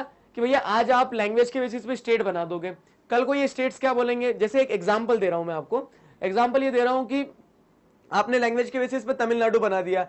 अब क्या होता है, तमिलनाडु के लोग ये बोलने लगे कल को कि नहीं हमें तो अलग कर दो, हमें अलग कर दो, मतलब हमें आप इंडियन यूनियन के साथ में नहीं रहना है। तो आप क्या कर रहे हैं, वो जो एक कहावत सुनी होगी ना आपने, उंगली पकड़ाई है तो पूरा हाथ पकड़ लोगे क्या, तो उस तरह से यहाँ पे हो रहा है कि आप अगर आज थोड़ा सा लीनिएज दोगे कि नहीं लैंग्वेज के बेसिस पे स्टेट्स बना दोगे, तो कल को ये स्टेट्स ऐसी डिमांड करने लगेंगे कि नहीं हमें तो एक अलग कंट्री बना दो, हमारी लैंग्वेज अलग है, हमारा कल्चर अलग है। तो ये डर था हमारे कुछ नेशनलिस्ट लीडर को कि इस तरह से आप अगर लैंग्वेज के बेसिस पे स्टेट बनाओगे तो कल को ये और ज्यादा बड़ी डिमांड्स रख सकते हैं। ये डर के चलते क्या है, इन लोगों का ये मानना था कि कंट्री डिसइंटीग्रेट हो जाएगा, ये सारी समस्याएं। तो आया समझ में क्यों डर था इन्हें ऐसा लगता था कि आज थोड़ा सा एडवांटेज दोगे आप उन्हें, थोड़ा सा आप एक तरह से सिग्नल दोगे तो कल को वो और बड़ी डिमांड्स उठाएंगे। और इसी के चलते सेंट्रल गवर्नमेंट ने एक बहुत लंबे समय तक 1956 में सही मायनों में देखा जाए तो स्टेट रीऑर्गेनाइजेशन कमीशन आया था और तब लैंग्वेज के बेसिस पे फॉर्मेशन स्टार्ट हुआ था। तो सेंट्रल गवर्नमेंट ने एक लंबे समय तक क्या किया, इस चीज को रजिस्ट किया, अलग अलग कमेटी बनाते चले गए वो कि नहीं हो पाएगा, लैंग्वेज के बेसिस पे स्टेट नहीं बनेंगे। तो ऐसा सारा सब कुछ चलता रहा, सेंट्रल गवर्नमेंट रजिस्ट करते रही। रजिस्ट क्यों कर रही थी? बस उन्हें यही डर था कि कहीं हमारा देश डिसइंटीग्रेट ना हो जाए। और गलती उनकी भी नहीं थी, क्योंकि उन्होंने जिस तरह से पार्टीशन को देखा था, जो मतलब प्रॉब्लम्स को फेस किया था, तो उस प्रॉब्लम्स के चलते डर चुके थे लोग, तो उस डर ने उन्हें रोक के रखा था। लेकिन बाद में जब डिमांड्स और बढ़ती चली गई और लैंग्वेज के बेसिस पे बनाना पड़ा, हमें स्टेट्स, लिंग्विस्टिक स्टेट्स बनाना पड़ा, तो उसके चलते क्या है कि धीरे धीरे हमने चीजों से एक्सपीरियंसेस गेन किए। तो this experiences has shown that linguistic states has forced unity and made administrative easy. ठीक है, अब एडमिनिस्ट्रेटिव को बहुत आसान कर दिया, एडमिनिस्ट्रेशन को बहुत आसान कर दिया। कैसे? अब मान लीजिए जैसे महाराष्ट्र है, तो मराठी बोलने वाले सारे लोग महाराष्ट्र में रह रहे हैं, मतलब जो जियोग्राफिकल एरिया है महाराष्ट्र, वहां पे अधिकतर मराठी बोली जाती है। अब वहां पे ऑफिशियल काम, वहां का एडमिनिस्ट्रेशन सारा अगर मराठी लैंग्वेज में होगा तो लोगों को कोई दिक्कत नहीं होगी, फटाफट कर लेंगे। तो एक तो ये हुआ एडमिनिस्ट्रेशन जो था बहुत ज्यादा आसान हो गया, एडमिनिस्ट्रेटिव ईज देखने को मिली हमें। उसी के साथ साथ में क्या है, इस चीज ने हमारी यूनिटी को बढ़ाया है, घटाया नहीं है। यूनिटी को कैसे बढ़ाया है कि अब हम देखते हैं, हम वर्ल्ड में ऐसा इस तरह से प्रोक्लेम कर सकते हैं कि हम कितनी डाइवर्स कंट्री, हमारे इतनी सारी लैंग्वेज बोली जाती है, लैंग्वेज की बेसिस से स्टेट्स बने हुए, उसके बावजूद भी हम आज भी यूनाइटेड हैं, एक साथ हैं। और उसके साथ साथ में क्या हुआ है कि जब आपने एक लैंग्वेज ग्रुप के लोगों को एक स्टेट दे दिया तो उन लोगों को ऐसा लगता है चलिए हमें गवर्नमेंट ने एक तरह से क्या दिया, लिबर्टी दी है, तो हम इंडिया का भी पार्ट हैं और हम हमारे स्टेट से भी जुड़े हुए हैं, तो हमारी यूनिटी कहीं ना कहीं फोर्ज हुई है इस चीज से, हम कमजोर नहीं हुए, डिसइंटीग्रेट नहीं हुए। तो जिस चीज का डर था वो डर मतलब वो डर एक तरह से गलत ही था। क्यों? क्योंकि आज जो हम देख रहे हैं एग्जांपल्स हमारे सामने, तो linguistic states is a great success. ठीक है, हाउ इज फेडरलिज्म प्रैक्टिस, तो लिंग्विस्टिक स्टेट एक पॉलिसी रही है। अब आपको आंसर लिखते समय ध्यान रखना है आपको, हाउ इज फेडरलिज्म प्रैक्टिस, तो पहला पॉइंट देना है लिंग्विस्टिक स्टेट, और फिर उसे एक्सप्लेन करना है कि लिंग्विस्टिक स्टेट हमने लैंग्वेज के बेसिस पे क्या बनाए, स्टेट बनाए। शुरुआत में इस चीज को लेके बहुत सारे रेजिस्टेंस थे, फियर था लोगों लीडर्स के मन में, लेकिन बाद में it prove to be a great success. ठीक है ना, it has forced unity in our country as well as provided us administrative ease. तो ये सारी चीजें आप लिख सकते हैं किसमें, लिंग्विस्टिक स्टेट में। अब बच रहे हैं जो पॉइंट है, हाउ इज फेडरलिज्म प्रैक्टिस में हम पढ़ेंगे सेंटर स्टेट रिलेशन और लैंग्वेज पॉलिसी। तो ये जो 2 पॉइंट्स बच रहे हैं इन्हें नेक्स्ट वीडियो में हम डिस्कस करते हैं। इस चैप्टर के नोट्स आप हमारी ऑफिशियल वेबसाइट magnetbrains.com पर बहुत आसानी से डाउनलोड कर सकते हैं। magnetbrains.com पर क्लास 4th से क्लास 12th तक सभी सब्जेक्ट्स, सभी चैप्टर्स और सभी चैप्टर्स के साथ में उनके सबसेक्शंस बिल्कुल इसी तरह से एक बहुत ही अरेंज फॉर्मेट में अवेलेबल होंगे, जिन्हें आप बहुत आसानी से पढ़ सकते हैं, समझ सकते हैं और डाउनलोड कर सकते हैं। Feel free to visit our official website magnetbrains.com। मिलते हैं नेक्स्ट वीडियो में, इसी पार्ट को कंटिन्यू करेंगे। Thank you. Hello everybody, myself Digraj Singh Rajput, welcome to Magnet Brains. इस वीडियो में हम क्या पढ़ने वाले हैं, इस वीडियो में हम पढ़ेंगे हाउ फेडरलिज्म इज प्रैक्टिस्ड का पार्ट 2। हम लोगों ने हाउ फेडरलिज्म इज प्रैक्टिस्ड में एक सेक्शन देख चुके थे। हमने देखा था किस तरह से लिंग्विस्टिक स्टेट्स बनाए गए, और लिंग्विस्टिक स्टेट वाला पूरा कंसेप्ट हमने समझा था क्या होता है, क्या डर था, फिर बाद में रिजल्ट्स क्या निकल के आए, ये सारी चीजों को हमने डिस्कस किया। और लिंग्विस्टिक स्टेट एक पॉइंट होता है, एक हेडिंग होती है जो बताती है कि हमारे इंडिया को हम फेडरल कंट्री बोल तो रहे हैं, लेकिन उस फेडरलिज्म को हम प्रैक्टिस कैसे कर रहे हैं। तो इस पिछले सेक्शन में हमने वो डिस्कस कर लिया था। और जैसे कि मैं आपको छोड़ के गया था, जहां पर हम 2 पॉइंट्स और डिस्कस करेंगे कि हाउ फेडरलिज्म इज प्रैक्टिस्ड या फिर how is federalism practised in India. तो सबसे पहली चीज है लैंग्वेज पॉलिसी। लैंग्वेज पॉलिसी में हम क्या देखने वाले हैं, लैंग्वेज पॉलिसी में देखेंगे कि इंडिया ने अपनी कंट्री में क्या लैंग्वेज पॉलिसी अडॉप्ट करी है। What I mean by this, कि हम लोगों ने जैसे वी नो दैट हमारी कंट्री में बहुत सारी मल्टीपल लैंग्वेजेस बोली जाती है। अब जब मल्टीपल लैंग्वेजेस बोली जाती है हमारी कंट्री में, तो वहां पे एक बहुत सेंसिटिव अप्रोच रखना पड़ेगा कि किसी भी लैंग्वेज ग्रुप के सेंटिमेंट्स हर्ट ना हो। तो यहां पे किस तरह से हमारी गवर्नमेंट ने काम किया है, क्या लैंग्वेज पॉलिसी अडॉप्ट करी है, उन सारी चीजों को हम इस वीडियो में डिस्कस करने वाले हैं। पहली चीज देखिए, we didn't have any national language, मतलब हमारी कोई भी राष्ट्रीय भाषा नहीं है। अधिकतर लोग ऐसे बोलते हैं Hindi is our national language, तो मैं आप लोगों को बता दूं कि Hindi is not our national language. In fact no language is our national language, कोई भी लैंग्वेज हमारी नेशनल लैंग्वेज नहीं है। उसके पीछे कारण क्या है, उसके पीछे कारण है, देखिए हिंदी एक मेजोरिटी लैंग्वेज हो सकती है और है भी, मतलब 42% पॉपुलेशन जो है वो हिंदी बोलती है, लेकिन बची 58% पॉपुलेशन जो है वो पॉपुलेशन अलग अलग लैंग्वेजेस बोलती है। कोई उर्दू बोलता है, कोई बंगाली बोलता है, कोई मराठी बोलता है। तो इस तरह से हमारी कंट्री में क्या बहुत सारी लैंग्वेजेस बोली जाती है। और क्योंकि मतलब यहाँ पे इलेक्शन तो चल नहीं रहे ना कि एक मेजोरिटी में कोई सी लैंग्वेज बोली जा रही तो सबके ऊपर वही इंपोज कर दी जाए।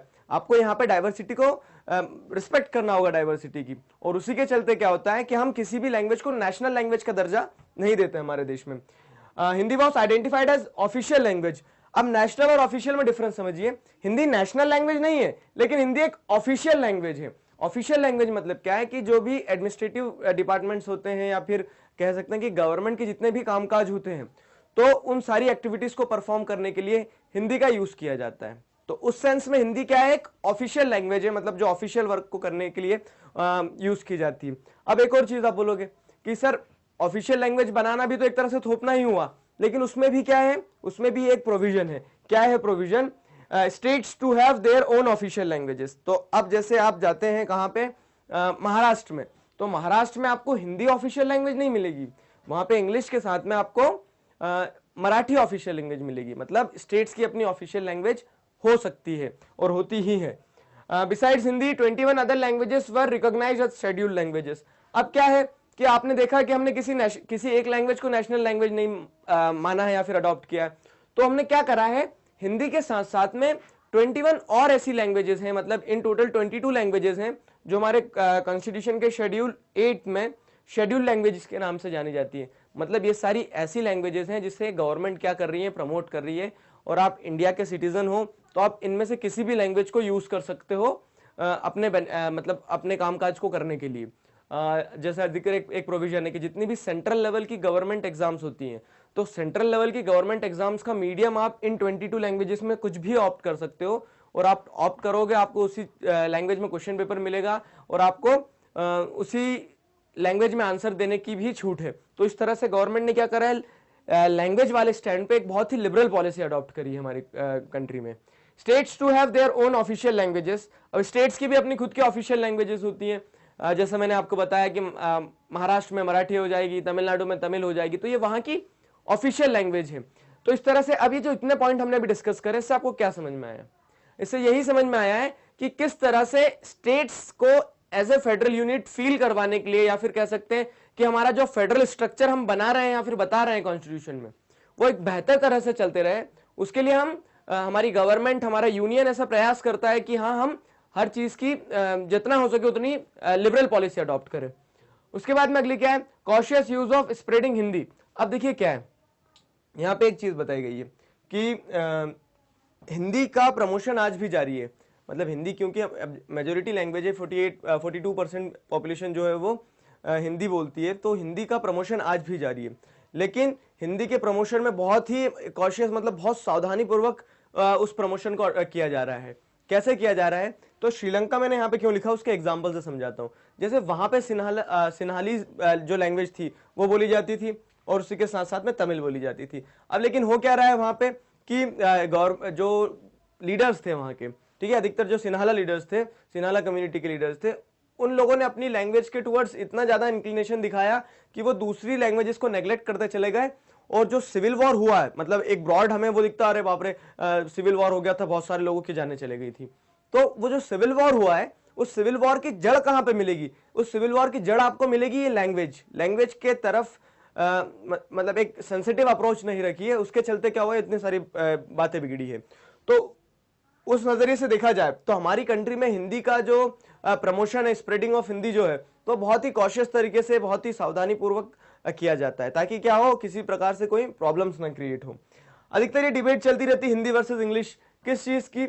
अब जैसे अधिकतर जो सदर्न स्टेट्स हैं, हमारे जो सदर्न स्टेट्स हैं, उन सदर्न स्टेट्स में क्योंकि हिंदी नहीं बोली जाती, हिंदी एक डोमिनेंट मतलब एक प्रोमिनेंट लैंग्वेज नहीं है। अब क्या है, उन लोगों को लेकिन नदर्न स्टेट से इंटरेक्ट तो करना ही होगा ना, ऐसा तो नहीं है कि वो एक अलग ही पार्ट है, वो भी कंट्री का एक इंटीग्रल पार्ट है, आपस में इंटरेक्शन होना है। तो वहां पे क्या किया जाता है, वो लोग इंग्लिश के साथ में कंफर्टेबल हैं, और नदर्न स्टेट्स में भी इंग्लिश एक तरह से देखी जाए तो क्या है, एक प्रोमिनेंट लैंग्वेज है, वर्ल्ड में सबसे ज्यादा इंग्लिश इंडिया में ही बोली जाती है, पता है आप लोगों को। तो हिंदी और इंग्लिश इस तरह से डिबेट चलती रहती कि हिंदी को अडॉप्ट किया जाए, इंग्लिश को अडॉप्ट किया जाए, और इसी के चलते आप देखोगे कि बहुत सारी जगह इस तरह से, जैसे जुडिशियरी हो गया, तो कोर्ट प्रोसीडिंग्स वगैरह जो होती है वो इंग्लिश में होती है, कारण एक यूनिफॉर्मिटी डेवलप हो सके, नॉर्थ साउथ के बीच में एक लिंक डेवलप हो सके। और सदर्न स्टेट्स इंग्लिश के प्रमोशन को चाहते हैं और नदर्न स्टेट्स भी चाहते हैं, बस ये डिबेट है कि वो हिंदी को नहीं छोड़ना चाहते हैं। तो promotion of Hindi still continues, promotion does not means imposition of Hindi. अब इसका मतलब यहाँ पे समझिए, बहुत अच्छी चीज है कि हिंदी का प्रमोशन आज भी जारी है। हम देखते हैं बहुत सारे अलग अलग कल्चरल एक्टिविटीज होती है, कल्चरल इवेंट्स होते हैं, वहां पे हिंदी का एज ए टॉपिक रखा जाता है, दूसरी लैंग्वेजेस के लिए भी होते हैं, और गवर्नमेंट की भी पॉलिसी होती है हिंदी प्रमोशन के लिए। लेकिन हिंदी प्रमोशन एक तरह से इम्पोजिशन नहीं होता है। Are you getting the point, कि हिंदी प्रमोशन एक तरह से इम्पोजिशन नहीं है। क्यों? क्योंकि आप हिंदी को प्रमोट कर रहे हो वहां तक ठीक है, लेकिन आप इम्पोज नहीं कर रहे हो। प्रमोशन और इम्पोजिशन में डिफरेंस समझ में आया? कि हम केरला के किसी सिटी, मतलब केरला में जो एक हमारा सिटीजन रह रहा है, इंडियन सिटीजन, उसे ये नहीं बोल रहे कि आपको हिंदी बोलना ही बोलना है, वो उस मतलब या फिर हिंदी पढ़ना ही पढ़ना है स्कूल में, वो उसके पास में पॉलिसी है, मतलब इस चीज की छूट है उन्हें कि वो क्या पढ़ना चाह रहे हैं। तो इस तरह से क्या बताया गया है यहाँ पे, इस तरह से बताया गया है कि हिंदी का प्रमोशन हो रहा है, लेकिन वो इंपोजिशन के फॉर्म में नहीं हो रहा है, वो बहुत लिबरल तरह से हो रहा है। तो ये लैंग्वेज पॉलिसी के बारे में हमने पढ़ा, डिस्कस किया कि किस तरह से हमारी गवर्नमेंट की लैंग्वेज पॉलिसी है, क्या लैंग्वेज पॉलिसी अडॉप्ट करिए ताकि उस फेडरल स्ट्रक्चर को संभाले रखें। अब अगला आता है centre state relations. Centre state relations एक बहुत इंपॉर्टेंट कंपोनेंट है, किस नजरिए से अगर देखा जाए, फेडरलिज्म के नजरिए से। इसको एक कहानी के फॉर्म में सुनाता हूं मैं आपको। देखिए ये पॉइंट्स बाद में डिस्कस करेंगे, पहले इस चीज को समझिए। क्या होता था जब हमारी कंट्री को इंडिपेंडेंस मिली, तो उससे बहुत लंबे समय तक, मान लीजिए 1980s तक, 1990s तक कांग्रेस एरा चलता रहा। कांग्रेस एरा मतलब क्या है कि सिंगल पार्टी सिस्टम होता था, कांग्रेस होती थी और कांग्रेस अधिकतर सीट्स जीत जाती थी इलेक्शंस में, और सेंट्रल लेवल पे हमेशा कांग्रेस पार्टी रहती थी। अब सेंट्रल लेवल पे कांग्रेस पार्टी है, लेकिन क्या होने लगा था, धीरे धीरे रीजनल लेवल पे, मतलब स्टेट्स में कुछ रीजनल पार्टीज आने लगी। जैसे तमिलनाडु का एग्जांपल लेते तो AIDMK आ गई वहां पे। अब क्या हो रहा है कि सेंट्रल लेवल पे कांग्रेस है, स्टेट लेवल पे दूसरी पार्टी है। अब क्या हो रहा है कि AIDMK का सेंट्रल लेवल पे मान लो कोई रोल नहीं था, अगर सेंट्रल लेवल पे कोई रोल नहीं है तो सेंट्रल गवर्नमेंट उन्हें क्यों लीनिएजेस देगी। सेंट्रल गवर्नमेंट उनके साथ थोड़ी सी रूड हो जाती थी, मतलब एक सुपीरियर सबऑर्डिनेट वाला एटीट्यूड आ जाता था। क्यों, सेंट्रल गवर्नमेंट को ऐसा लगता था जो है हम ही है, देश में हम ही है पूर्ण रूप से, मतलब देखा जाए तो। और AIDMK एक छोटी पार्टी है, रीजनल पार्टी, उससे मुझे क्या लेना देना। तो इसके चलते क्या होता था, अधिकतर वन पार्टी डोमिनेंस होने के कारण वो फेडरल स्ट्रक्चर को या फिर जो रीजनल पार्टीज थी उनको बहुत ज्यादा नेग्लेक्ट किया जाता था। उन लोगों को ऐसा कंसीडर किया जाता था कि ये किसी काम के नहीं है, ठीक है। अब क्या होता है कि 1980s 1990s के बाद में एक एरा आता है कोलिशन गवर्नमेंट का एरा। कोलिशन गवर्नमेंट का एरा क्या आता है कि उसमें अब सेंट्रल लेवल पे, जैसे पहले कांग्रेस का दबदबा रहता था कि पूरे कंट्री में कांग्रेस पार्टी आ गई है, तो वो दबदबा अब कम होता चले गया। अब क्या हो रहा है, कोई सिंगल पार्टी मेजोरिटी नहीं ले पा रही है। अब जब कोई भी सिंगल पार्टी मेजोरिटी नहीं ले पा रही है तो उसके चलते क्या होता है, उसके चलते ये होता है कि वो जब किसी भी एक पार्टी को मेजोरिटी नहीं मिली, जैसे मान लीजिए हमारी कंट्री में कितनी 272 प्लस सीट्स लाना रहती है, मतलब 272 से एक सीट ऊपर ले आए तो आपकी मेजोरिटी हो गई सेंट्रल लेवल पर, अगर आपको गवर्नमेंट बनाना है तो। लेकिन मान लीजिए किसी पार्टी को, सपोज कांग्रेस को 200 सीट्स ही मिली, तो अभी दे आर लेकिन 73 सीट्स, मतलब वो 73 सीट्स पीछे हैं अभी। अब क्या होता था, इस कंडीशन में जो रीजनल पार्टीज रहती थी वो एक इंपॉर्टेंट रोल प्ले करने लगी, कोलिजन मिलने लगा ना, क्योंकि इनके पास 200 ही सीट थी। अब उन्हें क्या चाहिए, उन्हें और सीट्स चाहिए ताकि वो गवर्नमेंट बना सके अपनी। तो अपनी गवर्नमेंट बनाने के लिए उन्हें क्या करना पड़ता था, रीजनल पार्टीज का सपोर्ट लेना पड़ता था। अब जब रीजनल पार्टीज का सपोर्ट लेना पड़ता था तो उसके चलते अब आप जब रीजनल पार्टी का सपोर्ट ले रहे हो तो आपको रीजनल पार्टी की बात मानना पड़ेगी।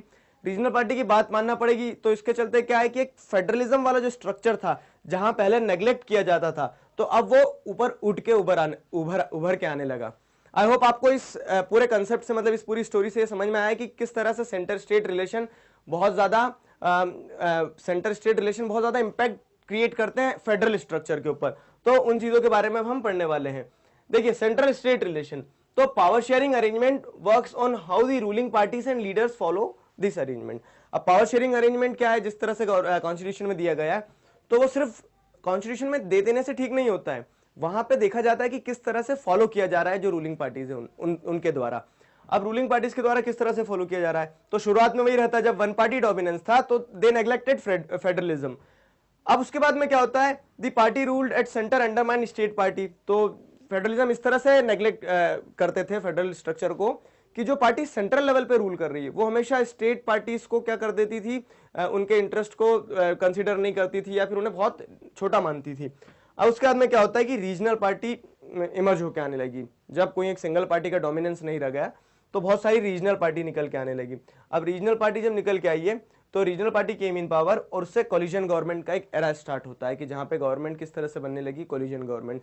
कोलिजन गवर्नमेंट आई होप आपको क्लियर है, पिछले वीडियोस में भी हमने डिस्कस किया था कोलिजन गवर्नमेंट के बारे में। जब एक सिंगल पार्टी को मेजोरिटी नहीं मिल पाती तो वो अपने साथ में दूसरे अलायंसेस बनाती है और गवर्नमेंट फॉर्म करती है, वो कोलिजन गवर्नमेंट होता है। तो अब जब कोलिजन गवर्नमेंट बनने लगी तो new culture of power sharing, check on the power of central government, autonomy of state increase. तो इससे एक नया कल्चर डेवलप होता पावर शेयरिंग का। अब वो दिल से चाह रहे थे कि पावर शेयर की जाए, क्यों, क्योंकि इनके पार्टनर बन गए ना रीजनल पार्टीज सेंट्रल लेवल की पार्टी के। उसके बाद में check on the power of central government, अब सेंट्रल गवर्नमेंट की पावर पर चेक किया जा सकता था। कैसे, मान लीजिए एआईडीएमके और कांग्रेस ने मिलकर गवर्नमेंट बनाई है। अब कांग्रेस जो है किसी एक डिसीजन पे अड़ी हुई है कि हमें ये डिसीजन लेना है, और एआईडीएमके ने मना बोल दिया नहीं आप वो डिसीजन नहीं लोगे, अगर डिसीजन लोगे तो हम आपसे सपोर्ट हटा देंगे। तो उसके चलते क्या है कि अब सेंट्रल गवर्नमेंट की पावर्स पे चेक लगने लगा था। ऑटोनॉमी ऑफ स्टेट्स इंक्रीज्ड, अब स्टेट्स के पास में थोड़ी पावर आ गई थी। क्यों? क्योंकि उनकी जो रीजनल पार्टीज होती थी उनका सेंट्रल में से होता था, मतलब सेंट्रल में उनका स्टेक होने लगा था, एक सेंट्रल में उनकी बात मानी जाने लगी थी। तो ये सारा बताता है कि किस तरह से सेंट्रल स्टेट रिलेशंस हमारी कंट्री में फेडरलिज्म को प्रैक्टिस करने में एक बहुत इंपॉर्टेंट रोल प्ले करते हैं। हमने लिंग्विस्टिक स्टेट्स देखा, लैंग्वेज पॉलिसी देखा और सेंटर स्टेट रिलेशन देखा। तो ये तीनों पॉइंट्स डिस्क्राइब करते हैं कि हमारी कंट्री में फेडरलिज्म कैसे प्रैक्टिस किया जाता है। इसी के साथ में हमारा ये वाला सेक्शन कंप्लीट होता है। नेक्स्ट वीडियो में हम डिसेंट्रलाइजेशन इन इंडिया वाला पूरा सेक्शन देखेंगे कि किस तरह से इंडिया में डिसेंट्रलाइजेशन हुआ है। इस चैप्टर के नोट्स आप हमारी ऑफिशियल वेबसाइट magnetbrains.com पर बहुत आसानी से डाउनलोड कर सकते हैं। magnetbrains.com पर क्लास 4th से क्लास 12th तक सभी सब्जेक्ट्स, सभी चैप्टर्स और सभी चैप्टर्स के सब टॉपिक्स एक बहुत ही अरेंज फॉर्मेट में अवेलेबल होंगे, जिन्हें आप बहुत आसानी से पढ़ सकते हैं, समझ सकते हैं और डाउनलोड कर सकते हैं। Feel free to visit our official website magnetbrains.com। मिलते हैं नेक्स्ट वीडियो में एक नए टॉपिक के साथ में, decentralisation in India. Thank you. Hello everybody, myself Digraj Singh Rajput, welcome to Magnet Brains. इस वीडियो में हम क्या पढ़ने वाले हैं? इस वीडियो में हम एक नया टॉपिक पढ़ने वाले हैं, डिसेंट्रलाइजेशन इन इंडिया। इससे पहले कुछ वीडियोस में हमने क्या पढ़ा था? हमने देखा था how federalism is practised in India. India में फेडरलिज्म कैसे प्रैक्टिस की जाती है, सेंटर स्टेट रिलेशन समझा हमने लैंग्वेज पॉलिसी समझा और लिंग्विस्टिक स्टेट्स क्या होते हैं वो समझा। अब आई होप आपको एक डिस्टिंक्शन क्लियर हो गया उन दोनों चीजों में, उन दोनों क्वेश्चंस में कि what makes India federal country और how federalism is practised in India. अब एक नया टॉपिक है, वो है डिसेंट्रलाइजेशन इन इंडिया। डिसेंट्रलाइजेशन क्या समझ आता है आपको डिसेंट्रलाइजेशन से? डिसेंट्रलाइजेशन एक सिंपल सी चीज है। देखिए, सेंट्रलाइज मतलब कुछ सब कुछ एक सेंटर पे होना, वो सेंट्रलाइज हो गया। और डिसेंट्रलाइज मतलब क्या होता है? डिसेंट्रलाइज मतलब एक सेंटर था सब कुछ, और उस सेंटर से आपने सारी पावर्स को क्या कर दिया? डाइल्यूट कर दिया, नीचे की तरफ बांट दिए, तो वो होता है डिसेंट्रलाइजेशन। अब डिसेंट्रलाइजेशन किस सेंस में बोला जा रहा है? डिसेंट्रलाइजेशन मतलब पॉलिटिकल डिसेंट्रलाइजेशन, किस तरह से इंडिया में पॉलिटिकल डिसेंट्रलाइजेशन हुआ है। आइए समझते हैं उस चीज को। तो सबसे पहले डेफिनेशन क्या है? When power is taken away from central and state governments it is called decentralisation. मतलब आप सेंट्रल और स्टेट गवर्नमेंट, जो कि एक सेंट्रलाइज्ड फॉर्म ऑफ गवर्नमेंट है, उनके पास में पावर थी, आपने क्या किया है? सेंट्रल और स्टेट गवर्नमेंट से पावर लिए, तो उस प्रोसेस को डिसेंट्रलाइजेशन कहा जाता है। आई होप आपको समझ में आया डिसेंट्रलाइजेशन क्या होता है।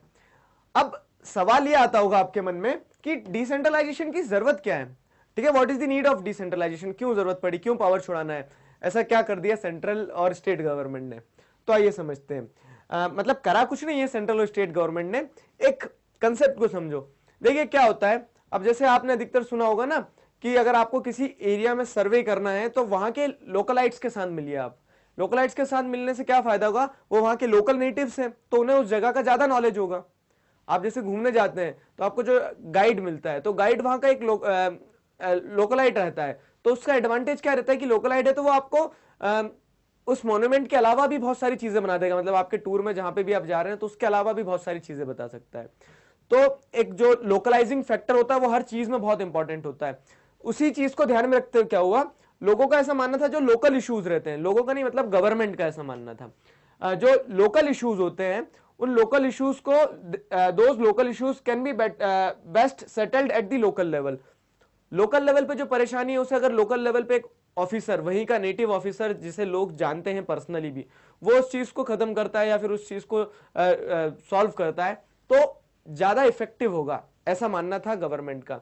गांधीयन फिलोसफी जो है, महात्मा गांधी जी की जो फिलोसफी है वो भी यही बोलती है क्या कि ज्यादा से ज्यादा काम जो वो ग्रास रूट लेवल पे ही खत्म होना चाहिए। ऐसा नहीं है कि एक पूरी हायरार्की बना रहे हो आप, ऊपर से सुपीरियर है वो सबऑर्डिनेट है फिर उसका सबऑर्डिनेट, तो इससे क्या होता है, इससे बस एक फॉर्मलिज्म देखने को जरूर मिलती है लेकिन इफेक्टिव ग्राउंड लेवल पे काम नहीं होता है कुछ। तो इसी आइडियोलॉजी को ध्यान में रखते हुए क्या हो गया कि ऐसी बात की गई कि जो लोकल इश्यूज होते हैं उन लोकल इश्यूज को लोकल लेवल पे ही रिजॉल्व करने की कोशिश की जाए, सॉल्व करने की कोशिश की जाए, ताकि एक्सेप्टेबिलिटी बढ़े। क्योंकि लोकल लेवल पे जब लोकल लीडर काम करेंगे तो लोग उसे एक्सेप्ट ज्यादा करेंगे। अब इसके और क्या मानना था कि best knowledge of local area and problems.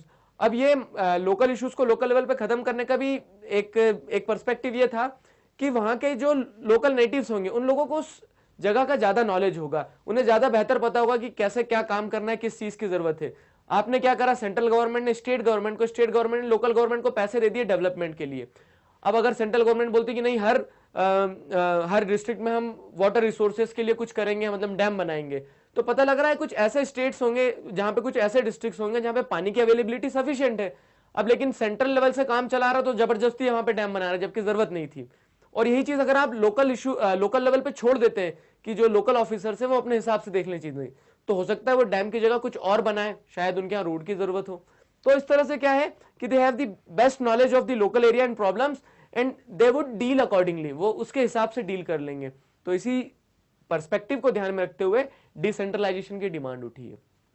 अब डिमांड तो उठ गई है, ठीक है, और ऐसा नहीं कि इंडिपेंडेंस के बाद से हमने बिल्कुल ही किसी प्रकार की पावर दी ही नहीं थी लोकल गवर्नमेंट्स को, पावर थी, लेकिन decentralisation was not in effective terms, मतलब कॉन्स्टिट्यूशनल बैकिंग ना होने के कारण, कॉन्स्टिट्यूशनली उस चीज को सपोर्ट नहीं मिलने के कारण बोलने को जरूर था कि हाँ लोकल लेवल के पास में पावर होगी, लेकिन in effective sense ground reality अगर देखी जाए तो लोकल लेवल के पास में, लोकल लेवल पे जो गवर्नमेंट होती थी उनके पास में पावर नहीं होती थी। अब इसी चीज को ध्यान में रखते हुए देखिए कहानी को अब एक बार रिलेट करो फिर से पूरा, लोकल इश्यूज को लोकल लेवल पे बहुत अच्छे तरह से डील किया जा सकता है, और इसी के चलते क्या, इसी के चलते डिमांड उठी कि हाँ लोकल लेवल पे जो गवर्नमेंट होती है उसे पावर दी जाना चाहिए। पहले क्या होता था, पहले पावर थी लेकिन वो कॉन्स्टिट्यूशनली गारंटीड नहीं थी, उसको एक बैकअप नहीं था सही। अब क्या होता है कि कुछ स्टेप्स ली गई थी डिसेंट्रलाइजेशन के लिए 1992 में। तो क्या हुआ, major steps taken towards decentralisation in 1992। ऐसा क्या हुआ 1992 में कि डिसेंट्रलाइजेशन को बहुत ज्यादा मजबूत किया गया, सशक्त किया गया 1992 के बाद से। तो इन पॉइंट्स को आप ध्यान रखिएगा, डायरेक्ट क्वेश्चन आता है आप लोगों का कि what are the various steps taken towards decentralisation in 1992, या फिर कॉन्स्टिट्यूशनल अमेंडमेंट ऑफ 1992 क्या था, उसने किस तरह से डिसेंट्रलाइजेशन को स्ट्रेंथन किया है। तो डायरेक्ट क्वेश्चन आते हैं और आपको डायरेक्ट 5 पॉइंट्स ध्यान रखना है, दैट्स ऑल। इतना आप कर लेंगे तो आपके पूरे मार्क्स पक रहे हैं। अब देखिए क्या है, it was made constitutionally mandatory to hold elections regularly. अब लोकल लेवल के लिए, लोकल लेवल मतलब रूरल एरियाज के लिए भी और अर्बन एरियाज के भी, अर्बन एरियाज के लिए भी इलेक्शंस तो होते थे। पता लग रहा है आज इलेक्शन हो गए तो अब आज से 15 साल तक कोई इलेक्शन नहीं हो रहे, आज इलेक्शन हो गए तो 2 साल बाद फिर इलेक्शन करवा दिए। इलेक्शंस होते थे लेकिन रेगुलर इलेक्शन नहीं होते थे। तो 1992 में जो कॉन्स्टिट्यूशनल अमेंडमेंट लाए गए, अब मैं बार बार कॉन्स्टिट्यूशनल अमेंडमेंट शब्द बोल रहा हूं तो इसको एक बार समझा देता हूं, मतलब आपका जो कॉन्स्टिट्यूशन में चीजें दी गई हैं तो आप उसे अमेंड कर रहे हैं, चेंज कर रहे हैं, वो कॉन्स्टिट्यूशनल अमेंडमेंट होता है। 1992 में क्या हुआ कि ऐसा मैंडेटरी कर दिया, कॉन्स्टिट्यूशनल अमेंडमेंट करके मैंडेटरी कर दिया कि लोकल लेवल पे जो इलेक्शंस होते हैं वो रेगुलर इलेक्शन होना चाहिए, ठीक है ना, election should be regular at local level. अब रेगुलर इलेक्शंस होंगे तो उसका फायदा क्या होगा, एक कंसिस्टेंसी बनी रहेगी, ठीक है, अकाउंटेबिलिटी ज्यादा बनेगी, रिस्पॉन्सिबिलिटी ज्यादा बनेगी, कंसिस्टेंसी देखने को मिलेगी। तो सबसे पहली चीज ये की गई। दूसरी चीज क्या की गई, seats are reserve for ST, SC and OBC.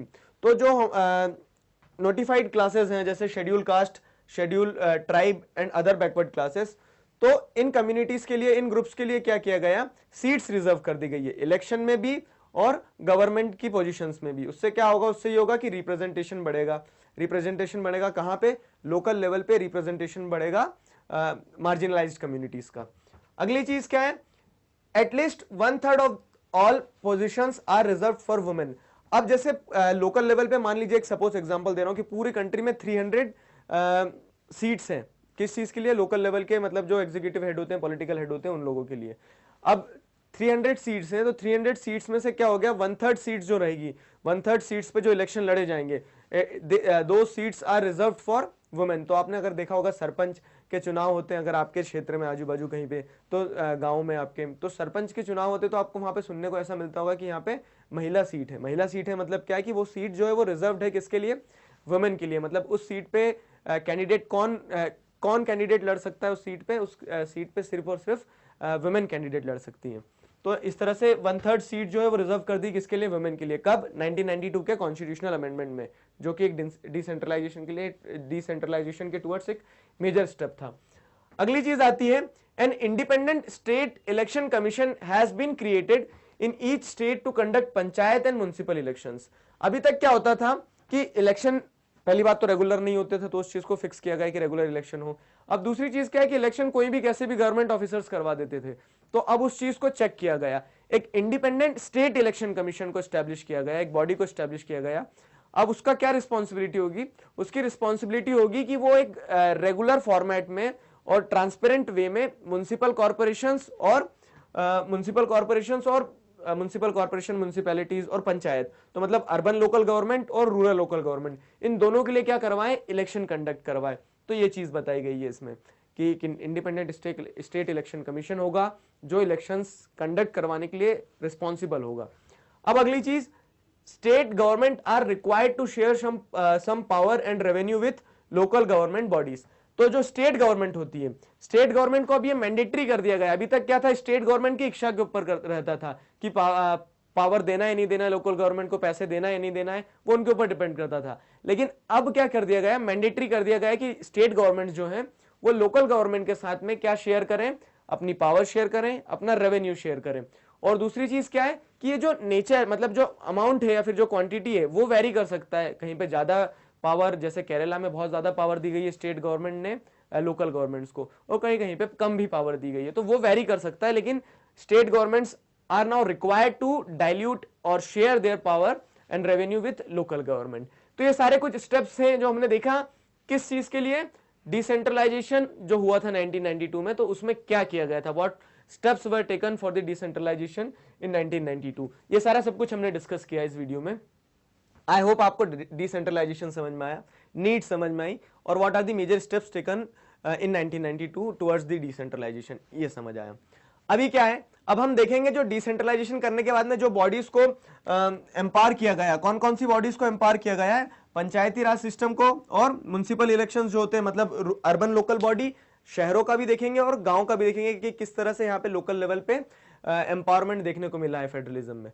तो नेक्स्ट वीडियो में हम ये डिस्कस करेंगे कि अर्बन लोकल बॉडीज में किस तरह से एम्पावरमेंट हुआ है और रूरल लोकल बॉडीज का किस तरह से एम्पावरमेंट हुआ है। उसके बाद में देखेंगे क्या स्ट्रक्चर है, ये सारी चीजें हम नेक्स्ट वीडियो में डिस्कस करने वाले हैं।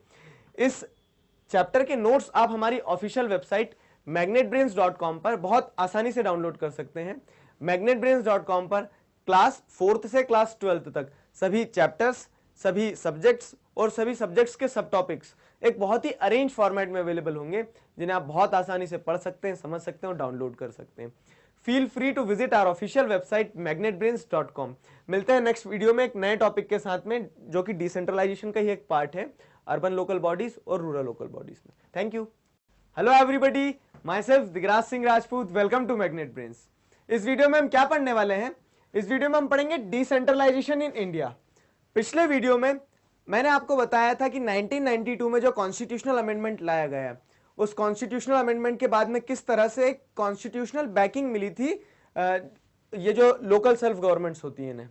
अब हम इस वीडियो में ये डिस्कस करने वाले हैं कि जो rural and urban local government है वो क्या है, उनका स्ट्रक्चर कैसा है, और कौन कौन सी फॉर्म्स ऑफ गवर्नमेंट आती है।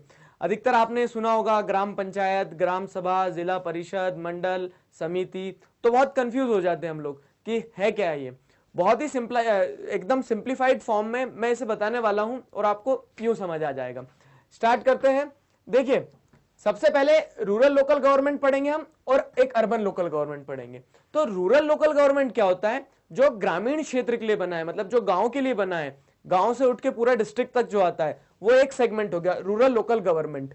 अब क्या होता है, उसी डिस्ट्रिक्ट में अगर कोई शहर है तो शहर के लिए जो सिस्टम बना रहता है, शहर के लिए जो थर्ड टियर बना है, वो होता है urban local government. I hope ये क्लियर है कि रूरल लोकल गवर्नमेंट जो है वो पूरा ग्रामीण क्षेत्र के लिए है और अर्बन लोकल गवर्नमेंट जो है वो पूरा सिटीज के लिए है। और दोनों चीजें कहां आती है? एक ही डिस्ट्रिक्ट में आती है। मतलब सपोज कीजिए एक डिस्ट्रिक्ट का एग्जांपल लेते हैं। अब एक डिस्ट्रिक्ट का एग्जांपल अगर हम लेते हैं, मान लीजिए डिस्ट्रिक्ट है ए। अब उस डिस्ट्रिक्ट में क्या होता है, गांव भी होंगे, तो गांव वाला जो पूरा सेगमेंट है वो रूरल लोकल गवर्नमेंट में कवर होगा। और जो डिस्ट्रिक्ट में शहर है तो शहर पे अर्बन लोकल गवर्नमेंट वाला सेगमेंट आएगा। अभी क्या है, दो कॉन्स्टिट्यूशनल अमेंडमेंट आए थे। ये 73rd कॉन्स्टिट्यूशनल अमेंडमेंट से आया था रूरल लोकल गवर्नमेंट, और अर्बन लोकल गवर्नमेंट आया था 74th कॉन्स्टिट्यूशनल अमेंडमेंट से, जो कि 1992 में आया और पिछले वीडियो में हमने जिन्हें डिस्कस किया था। स्टार्ट करते हैं। देखिए, तो रूरल लोकल गवर्नमेंट को पंचायती राज सिस्टम के नाम से भी जाना जाता है। ये लोग आप सारी चीजें आप जानते हैं कि पंचायती राज सिस्टम बोल लो या रूरल लोकल गवर्नमेंट बोल लो, दोनों एक ही चीज है। अब उसके बाद में क्या है, रूरल लोकल गवर्नमेंट का जो बेसिक यूनिट होता है वो एक विलेज होता है। एक विलेज या फिर एक से ज्यादा विलेज, मान लीजिए छोटा विलेज है तो आपने 2-3 विलेज एक साथ क्लब कर लिए, 2-3 विलेजेस को एक साथ जोड़ लिया है। तो जब एक विलेज या 2-3 विलेजेस एक साथ जोड़े जाते हैं तो वो बनाते हैं ग्राम पंचायत। ग्राम पंचायत सबसे बेसिक लेवल पे आती है। अभी ये डायग्राम के थ्रू मैं आपको थोड़ा सा रुक के समझाता हूं, पहले आप ये कंसेप्ट समझ लीजिए, कुछ डिटेल्स पढ़ लीजिए कि एक विलेज या एक से ज्यादा विलेजेस मिलके क्या बनाते हैं, ग्राम पंचायत बनाते हैं। अभी जो ग्राम पंचायत बनती है, ये ग्राम पंचायत कैसे बनती है भैया, ग्राम पंचायत एक जो बॉडी बनने वाली है इसमें कुछ लीडर्स होंगे, तो ये लीडर्स कैसे आएंगे, तो क्या होता है कि जो डायरेक्टली इलेक्टेड अडल्ट पॉपुलेशन रहती है वो मतलब gram panchayat is directly elected by adult population, जो उस गांव की या फिर उस पूरे एरिया की, एक से ज्यादा विलेज भी हो सकते हैं ना, तो उस पूरी ग्राम पंचायत में रहने वाली जो अडल्ट पॉपुलेशन है 18 से ऊपर, वो लोग क्या करते हैं, वो लोग वोट करते हैं। वोट करने के बाद में वो किसे इलेक्ट करते हैं, ग्राम पंचायत को। आई होप ये आपको समझ में आया है कि एक या एक से ज्यादा गांव जो रहते हैं वो मिलके एक ग्राम पंचायत बनाते हैं, और ग्राम पंचायत में जो लीडर्स होंगे उन लीडर्स को कौन इलेक्ट करेगा, वहां की adult population.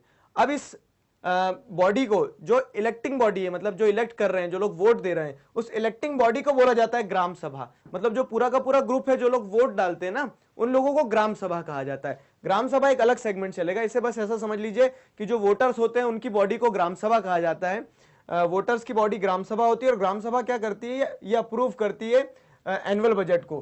Gram sabha approves the annual budget, review the performance of gram panchayat.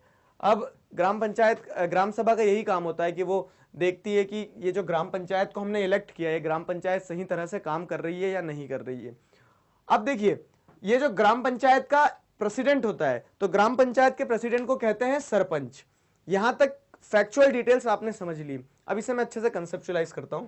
Rural local government का स्ट्रक्चर इस तरह होता है कि एक गांव है या एक से ज्यादा गांव है, छोटे छोटे गांव है तो 2-3 गांव को मिलाया हमने।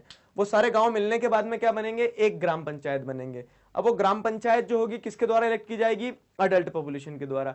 अब जो अडल्ट पॉपुलेशन होगी तो उस अडल्ट पॉपुलेशन की, मतलब वोटर्स की जो बॉडी रहेगी, उसे क्या कहते हैं, ग्राम सभा। आई होप ग्राम पंचायत ग्राम सभा में डिफरेंस समझ में आ गया आपको कि ग्राम सभा उस बॉडी को कहा जाता है जो ग्राम पंचायत को इलेक्ट करती है। ग्राम सभा जो होती है, तो ग्राम सभा का काम बस यही होता है, वो देखती है कि ग्राम पंचायत सही तरह से काम कर रही है या नहीं। It approves the annual budget, review the performance of gram panchayat की परफॉर्मेंस को रिव्यू करती है। अभी देखिए आगे क्या है, तो इसका स्ट्रक्चर ऐसा होता है कि एक ग्राम पंचायत है, एक गांव या एक से ज्यादा गांव की एक ग्राम पंचायत। अब वैसे ही अगर एक एरिया की, मतलब कुछ ग्राम पंचायत को, if the number of gram panchayat are club together they form panchayat samiti. तो कुछ ग्राम पंचायत को मिला के ग्रीन कलर से ग्राम पंचायत है, कुछ ग्राम पंचायत को जब एक साथ मिलाते हैं आप, तो उस एरिया को क्या कहा जाता है, पंचायत समिति या ब्लॉक या फिर मंडल। 3 नामों से जाना जाता है, पंचायत समिति भी कहते हैं, ब्लॉक भी कहते हैं और मंडल भी कहते हैं। बहुत सिंपल है ये कि एक ग्राम पंचायत थी, एक से ज्यादा ग्राम पंचायत को जब आपने एक साथ मिलाया तो क्या बन गई है, ये बन गई है आपकी पंचायत समिति, ब्लॉक या मंडल। अब अभी देखिए, ग्राम पंचायत में जो लीडर्स थे, जैसे प्रेसिडेंट, सरपंच थे, और दूसरे जो मेंबर्स होते हैं वो होते हैं पंच। तो ये सरपंच और panch, they are the directly elected persons. मतलब इन लोगों को डायरेक्ट किसने इलेक्ट किया, ग्राम सभा ने, मतलब लोगों ने वोट देके इलेक्ट किया है। अब क्या होता है, ये सरपंच और पंच मिलके इलेक्ट करते हैं किसे, पंचायत समिति के मेंबर्स को। तो इस तरह से अब इनडायरेक्ट इलेक्शन चलेगा कि सरपंच और पंच को लोगों ने इलेक्ट किया है, अब वो सरपंच और पंच पंचायत समिति के लीडर्स को इलेक्ट करेंगे।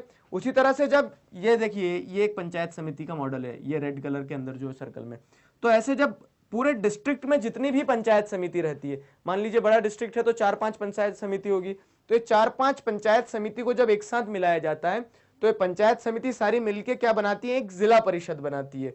अब जिला परिषद के जो लीडर्स रहेंगे उन्हें कौन इलेक्ट करेगा, उन्हें इलेक्ट करेगा पंचायत समिति के लीडर्स। और पंचायत समिति के लीडर्स को किसने इलेक्ट किया था, पंचायत समिति के लीडर्स को इलेक्ट किया था ग्राम पंचायत के लीडर्स ने, सरपंच और पंच ने। और सरपंच और पंच को किसने इलेक्ट किया था, सरपंच और पंच को इलेक्ट किया था यहाँ की अडल्ट पॉपुलेशन है जो कि ग्राम सभा है। सिंपल है, क्लियर है। ग्राम सभा, ग्राम सभा इलेक्ट करती है ग्राम पंचायत को, ग्राम पंचायत किसको इलेक्ट करती है, ग्राम पंचायत इलेक्ट करती है पंचायत समिति को, पंचायत समिति के जो लीडर्स होते हैं वो किसको इलेक्ट करते हैं, जिला परिषद को। जिला परिषद क्या है, तो डिस्ट्रिक्ट के अंदर जितनी भी पंचायत समिति है सारी पंचायत समिति मिलकर क्या बनाती है, जिला परिषद। अब देखिए जिला परिषद का जो हेड होता है, जिला परिषद के हेड को कहा जाता है जिला परिषद चेयरपर्सन, जिला परिषद चेयरपर्सन कहा जाता है जिला परिषद के हेड को, और ये एक पॉलिटिकल हेड होता है। अब यहां पे समझना है पॉलिटिकल क्या है। देखिए पॉलिटिकल हेड इसलिए कहा जा रहा है क्योंकि इन्हें चुना गया है, मतलब इन्हें इलेक्ट किया गया, तो ये पॉलिटिकल हेड हो गए। अब वैसे ही क्या होता है, एक परमानेंट हेड भी होते हैं, परमानेंट हेड कह लो या फिर एग्जीक्यूटिव हेड कह लो। तो एग्जीक्यूटिव हेड कौन होते हैं, एग्जीक्यूटिव हेड होते हैं डिस्ट्रिक्ट मजिस्ट्रेट, जो कलेक्टर होते हैं। तो जिला जो आपका डिस्ट्रिक्ट है, डिस्ट्रिक्ट के कलेक्टर वहां के एग्जीक्यूटिव हेड होते हैं, और जिला परिषद चेयरपर्सन जो होते हैं तो वो पूरे डिस्ट्रिक्ट के क्या होते हैं, पॉलिटिकल हेड होते हैं। तो इस तरह से अलग अलग पॉलिटिकल हेड और एग्जीक्यूटिव हेड में आपको डिफरेंस समझ आना चाहिए। अब उसके बाद में क्या होता है कि एक डिस्ट्रिक्ट है, अब इस डिस्ट्रिक्ट में हो सकता है कि कोई एमपी हो, मेंबर ऑफ पार्लियामेंट हो, कोई एमएलए हो उस डिस्ट्रिक्ट का। तो मेंबर ऑफ पार्लियामेंट और एमएलए जो होते हैं उस डिस्ट्रिक्ट के, मतलब पूरी जिला परिषद बॉडी जो रहती है, तो जिला परिषद की मीटिंग्स में वो बैठ सकते हैं, वो उसके मेंबर होते हैं, ताकि वो गाइड कर सके लोकल लेवल पे कैसे काम करना है।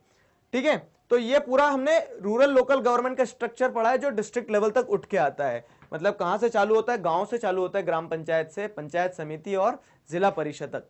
आई होप आपको ये समझ आया है, क्लियर है, किसी प्रकार का कोई डाउट ना है। अब आगे बढ़ते हैं, हम आगे देखते हैं कि ये तो हमारा रूरल लोकल गवर्नमेंट का स्ट्रक्चर हो गया पूरा। अर्बन लोकल गवर्नमेंट का स्ट्रक्चर कैसा है, अर्बन लोकल गवर्नमेंट का स्ट्रक्चर ऐसा है कि डिस्ट्रिक्ट में जितनी भी सिटीज होती हैं वहां पे अर्बन लोकल गवर्नमेंट लगती है, मतलब सिटीज को गवर्न करने के लिए एक अलग गवर्नमेंट बनाई जाती है। उन्हें क्या होता है, और जैसे अगर आप जिस सिटी में रह रहे हैं या फिर टाउन में रह रहे हैं तो आप वहां पे ऑब्जर्व करते होंगे कि इस तरह से अलग अलग बॉडीज होती हैं। आपने म्युनिसिपल कॉर्पोरेशन, नगर निगम सुना होगा, नगर परिषद सुना होगा, तो ये वही चीजें हैं। अब देखिए जो बहुत बड़ी बड़ी सिटीज होती हैं, तो बिग सिटीज में क्या होती है, म्युनिसिपल कॉर्पोरेशन होती है। जो म्युनिसिपल कॉर्पोरेशन होती है, तो म्युनिसिपल कॉर्पोरेशन का हेड कौन होता है, म्युनिसिपल कॉर्पोरेशन का हेड होता है मेयर। मेयर पॉलिटिकल हेड होता है। जैसे मैंने बताया था डिस्ट्रिक्ट का जिला परिषद का पॉलिटिकल हेड कौन होता है, जिला परिषद चेयरपर्सन, और परमानेंट या फिर एग्जीक्यूटिव हेड कौन होता है, डिस्ट्रिक्ट मजिस्ट्रेट ना। उसी तरह से यहाँ पे जो इलेक्टेड हेड रहता है, यहाँ पे डायरेक्ट लोग वोटिंग करते हैं। आपने सुना होगा ना कि म्युनिसिपल कॉर्पोरेशन या फिर नगर निगम के चुनाव होने वाले हैं, तो जो नगर निगम के चुनाव होते हैं तो वो डायरेक्ट उसमें अलग अलग वार्ड्स रहते हैं, वार्ड्स में लोग वोटिंग करते हैं। वोटिंग करने के बाद में आपने पार्षद सुना होगा कि हमारे वार्ड का पार्षद है, तो क्या होता है कि पार्षद लोगों को चूज किया जाता है, और जिस पार्टी के पार्षद ज्यादा रहते हैं उस पार्टी का मेयर बनता है। वैसे ही जैसा कि हम लोकसभा के इलेक्शन में और राज्यसभा, लोकसभा और विधानसभा के इलेक्शन में देखते हैं, तो उस तरह से यहाँ पे म्युनिसिपल कॉर्पोरेशन के भी इलेक्शंस होते हैं। मतलब कि सारे लोग अपने अपने वार्ड्स में पार्षद को चूज करते हैं, और जिस पार्टी के पार्षद ज्यादा रहते हैं उस पार्टी का मेयर बनता है। तो मेयर एक पॉलिटिकल हेड हो गए, कहाँ के, म्युनिसिपल कॉर्पोरेशंस के, मतलब जो बड़ी सिटीज रहती है जहाँ पे नगर निगम रहता है, तो वो मेयर हो गया। उसी के बाद में टाउन्स जो रहते हैं, तो टाउन्स में म्युनिसिपैलिटीज रहती है। जो बड़ी सिटीज से छोटे रहते हैं वहां पे म्युनिसिपैलिटीज रहती है। म्युनिसिपैलिटीज को क्या कहा जाता है, नगर परिषद कहा जाता है। तो नगर परिषद के जो हेड होते हैं वो होते हैं म्युनिसिपल चेयरपर्सन। म्युनिसिपल चेयरपर्सन को नगर परिषद के हेड कहा जाता है। तो ये अर्बन लोकल गवर्नमेंट का जो सिटीज में चलती है उसका एग्जांपल हो गया, मतलब उसका पूरा स्ट्रक्चर मैंने आपको समझाया। अभी आपको ध्यान ये रखना है बस कि रूरल लोकल गवर्नमेंट में कैसे फॉर्मेशन होती है, और अर्बन लोकल गवर्नमेंट में कौन हेड रहता है पॉलिटिकल, और क्या कहा जाता है। इतनी चीजें याद रखना है आपको। उसी के साथ साथ में अब एक क्वेश्चन यहाँ पे ये बन सकता है कि अचीवमेंट्स क्या रही हैं। जो हमारा डिसेंट्रलाइजेशन हुआ था रूरल लोकल गवर्नमेंट का, उसकी अचीवमेंट्स क्या है, क्या अचीवमेंट्स निकल के आई है। तो अचीवमेंट्स यह निकल के आई है कि यहाँ पर क्या था कि वुमेन को रिप्रेजेंटेशन मिलना स्टार्ट हो गया है, पहले जो कि नहीं मिलता था। कहीं ना कहीं ग्रास रूट लेवल पे गवर्नमेंट पॉलिसीज पहुंच चुकी है। तो ये कुछ अचीवमेंट्स है, लेकिन चैलेंजेस अहेड में अगर देखा जाए तो अभी भी सामने बहुत सारी परेशानियां हैं। रेगुलर इलेक्शंस नहीं होते हैं, हमेशा फंड जो रहता है तो फंड शॉर्टेज रहता है। कहाँ पे, रूरल लोकल गवर्नमेंट पे, या फिर कह सकते हैं अर्बन लोकल गवर्नमेंट पे। अब ये जो एमपीज और एमएलएस मेंबर होते हैं किसके, जिला परिषद के, तो ये डोमिनेट करते हैं क्योंकि वो एक बड़े लीडर है, बड़े नेता हैं, तो उसके चलते वो यहाँ के जो छोटे लीडर्स होते हैं उनके ऊपर डोमिनेट करने की कोशिश करते हैं, किसी ना किसी प्रकार से डराने की धमकाने की कोशिश करते हैं। या फिर जब कोई एमपी एमएलए बैठा है आपकी मीटिंग में तो छोटे लीडर्स सहम जाते हैं, बोल नहीं पाते। ये कुछ चैलेंजेस हैं जो डिसेंट्रलाइजेशन प्रोसेस में अभी भी हमें ओवरकम करना है। ये सारा सब कुछ पढ़ा हमने। इसी के साथ में हमारा चैप्टर जो है वो कंप्लीट हो चुका है। चैप्टर 2 फेडरलिज्म जो था तो उसे हम कंप्लीट कर चुके हैं। नेक्स्ट वीडियो से हम चैप्टर 3 स्टार्ट करने वाले हैं। उसी के साथ साथ में अगर आपको इस चैप्टर के नोट्स चाहिए तो आप हमारी ऑफिशियल वेबसाइट magnetbrains.com पर बहुत आसानी से डाउनलोड कर सकते हैं। magnetbrains.com पर क्लास 4th से क्लास 12th तक सभी सब्जेक्ट्स, सभी चैप्टर्स और सभी चैप्टर्स के सब टॉपिक्स बिल्कुल इसी तरह एक अरेंज फॉर्मेट में अवेलेबल हैं, जिन्हें आप बहुत आसानी से पढ़ सकते हैं, समझ सकते हैं और डाउनलोड कर सकते हैं। आपने पूरा चैप्टर कंप्लीट किया मेरे साथ, मैंने आपको पूरा थ्योरी पार्ट पे कंप्लीट किया है। एक वीडियो हम इस पे क्वेश्चन आंसर्स पे डिस्कस करेंगे, जिसमें मैं आपसे क्वेश्चन पूछने वाला हूं और आपको रिकॉल करना है, ताकि पता तो रहे कि मैंने पढ़ा दिया, आपने पढ़ लिया, क्या उसका सिग्निफिकेंस क्या है, क्या आपको समझ आया है। सारी चीजें ठीक लगी हो तो आप बताइएगा हमें कमेंट सेक्शन में, कुछ कहीं पे सुधार कर सकते हैं तो वो बताइएगा। इसी के साथ में अब मैं इस वीडियो को खत्म करता हूं। नेक्स्ट वीडियो में कुछ क्वेश्चन आंसर डिस्कस करेंगे, फिर चैप्टर 3 स्टार्ट करने वाले हैं। Thank you very much.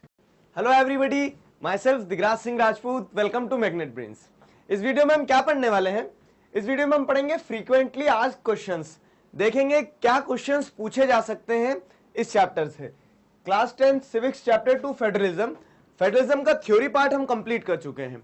ये हमारा लास्ट वीडियो होने वाला है इस चैप्टर पे, जिसमें हम देखेंगे कि क्या क्या क्वेश्चंस पॉसिबली पूछे जा सकते हैं और आपसे वो बनना चाहिए। मैंने आपको समझाया है, आपको समझ में आया है, अब आपको बताना है मुझे कि हाँ आपको क्वेश्चंस समझ में आए हैं। जो क्वेश्चंस बन सकते हैं इस चैप्टर से उसके आंसर आप अटेंड कर सकते हैं।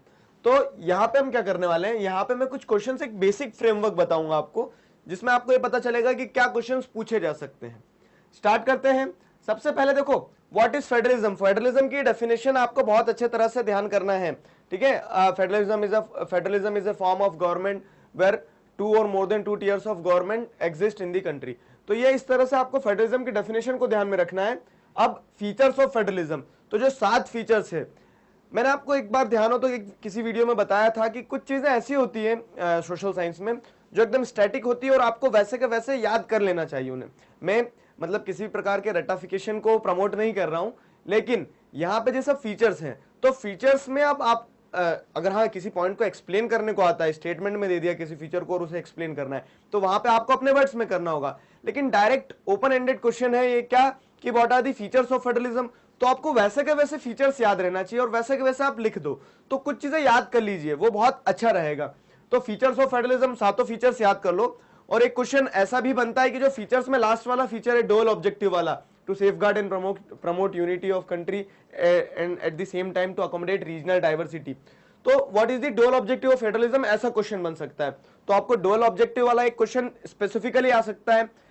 इन जनरल फीचर्स पूछे जा सकते हैं सारे, और फेडरलिज्म की डेफिनेशन।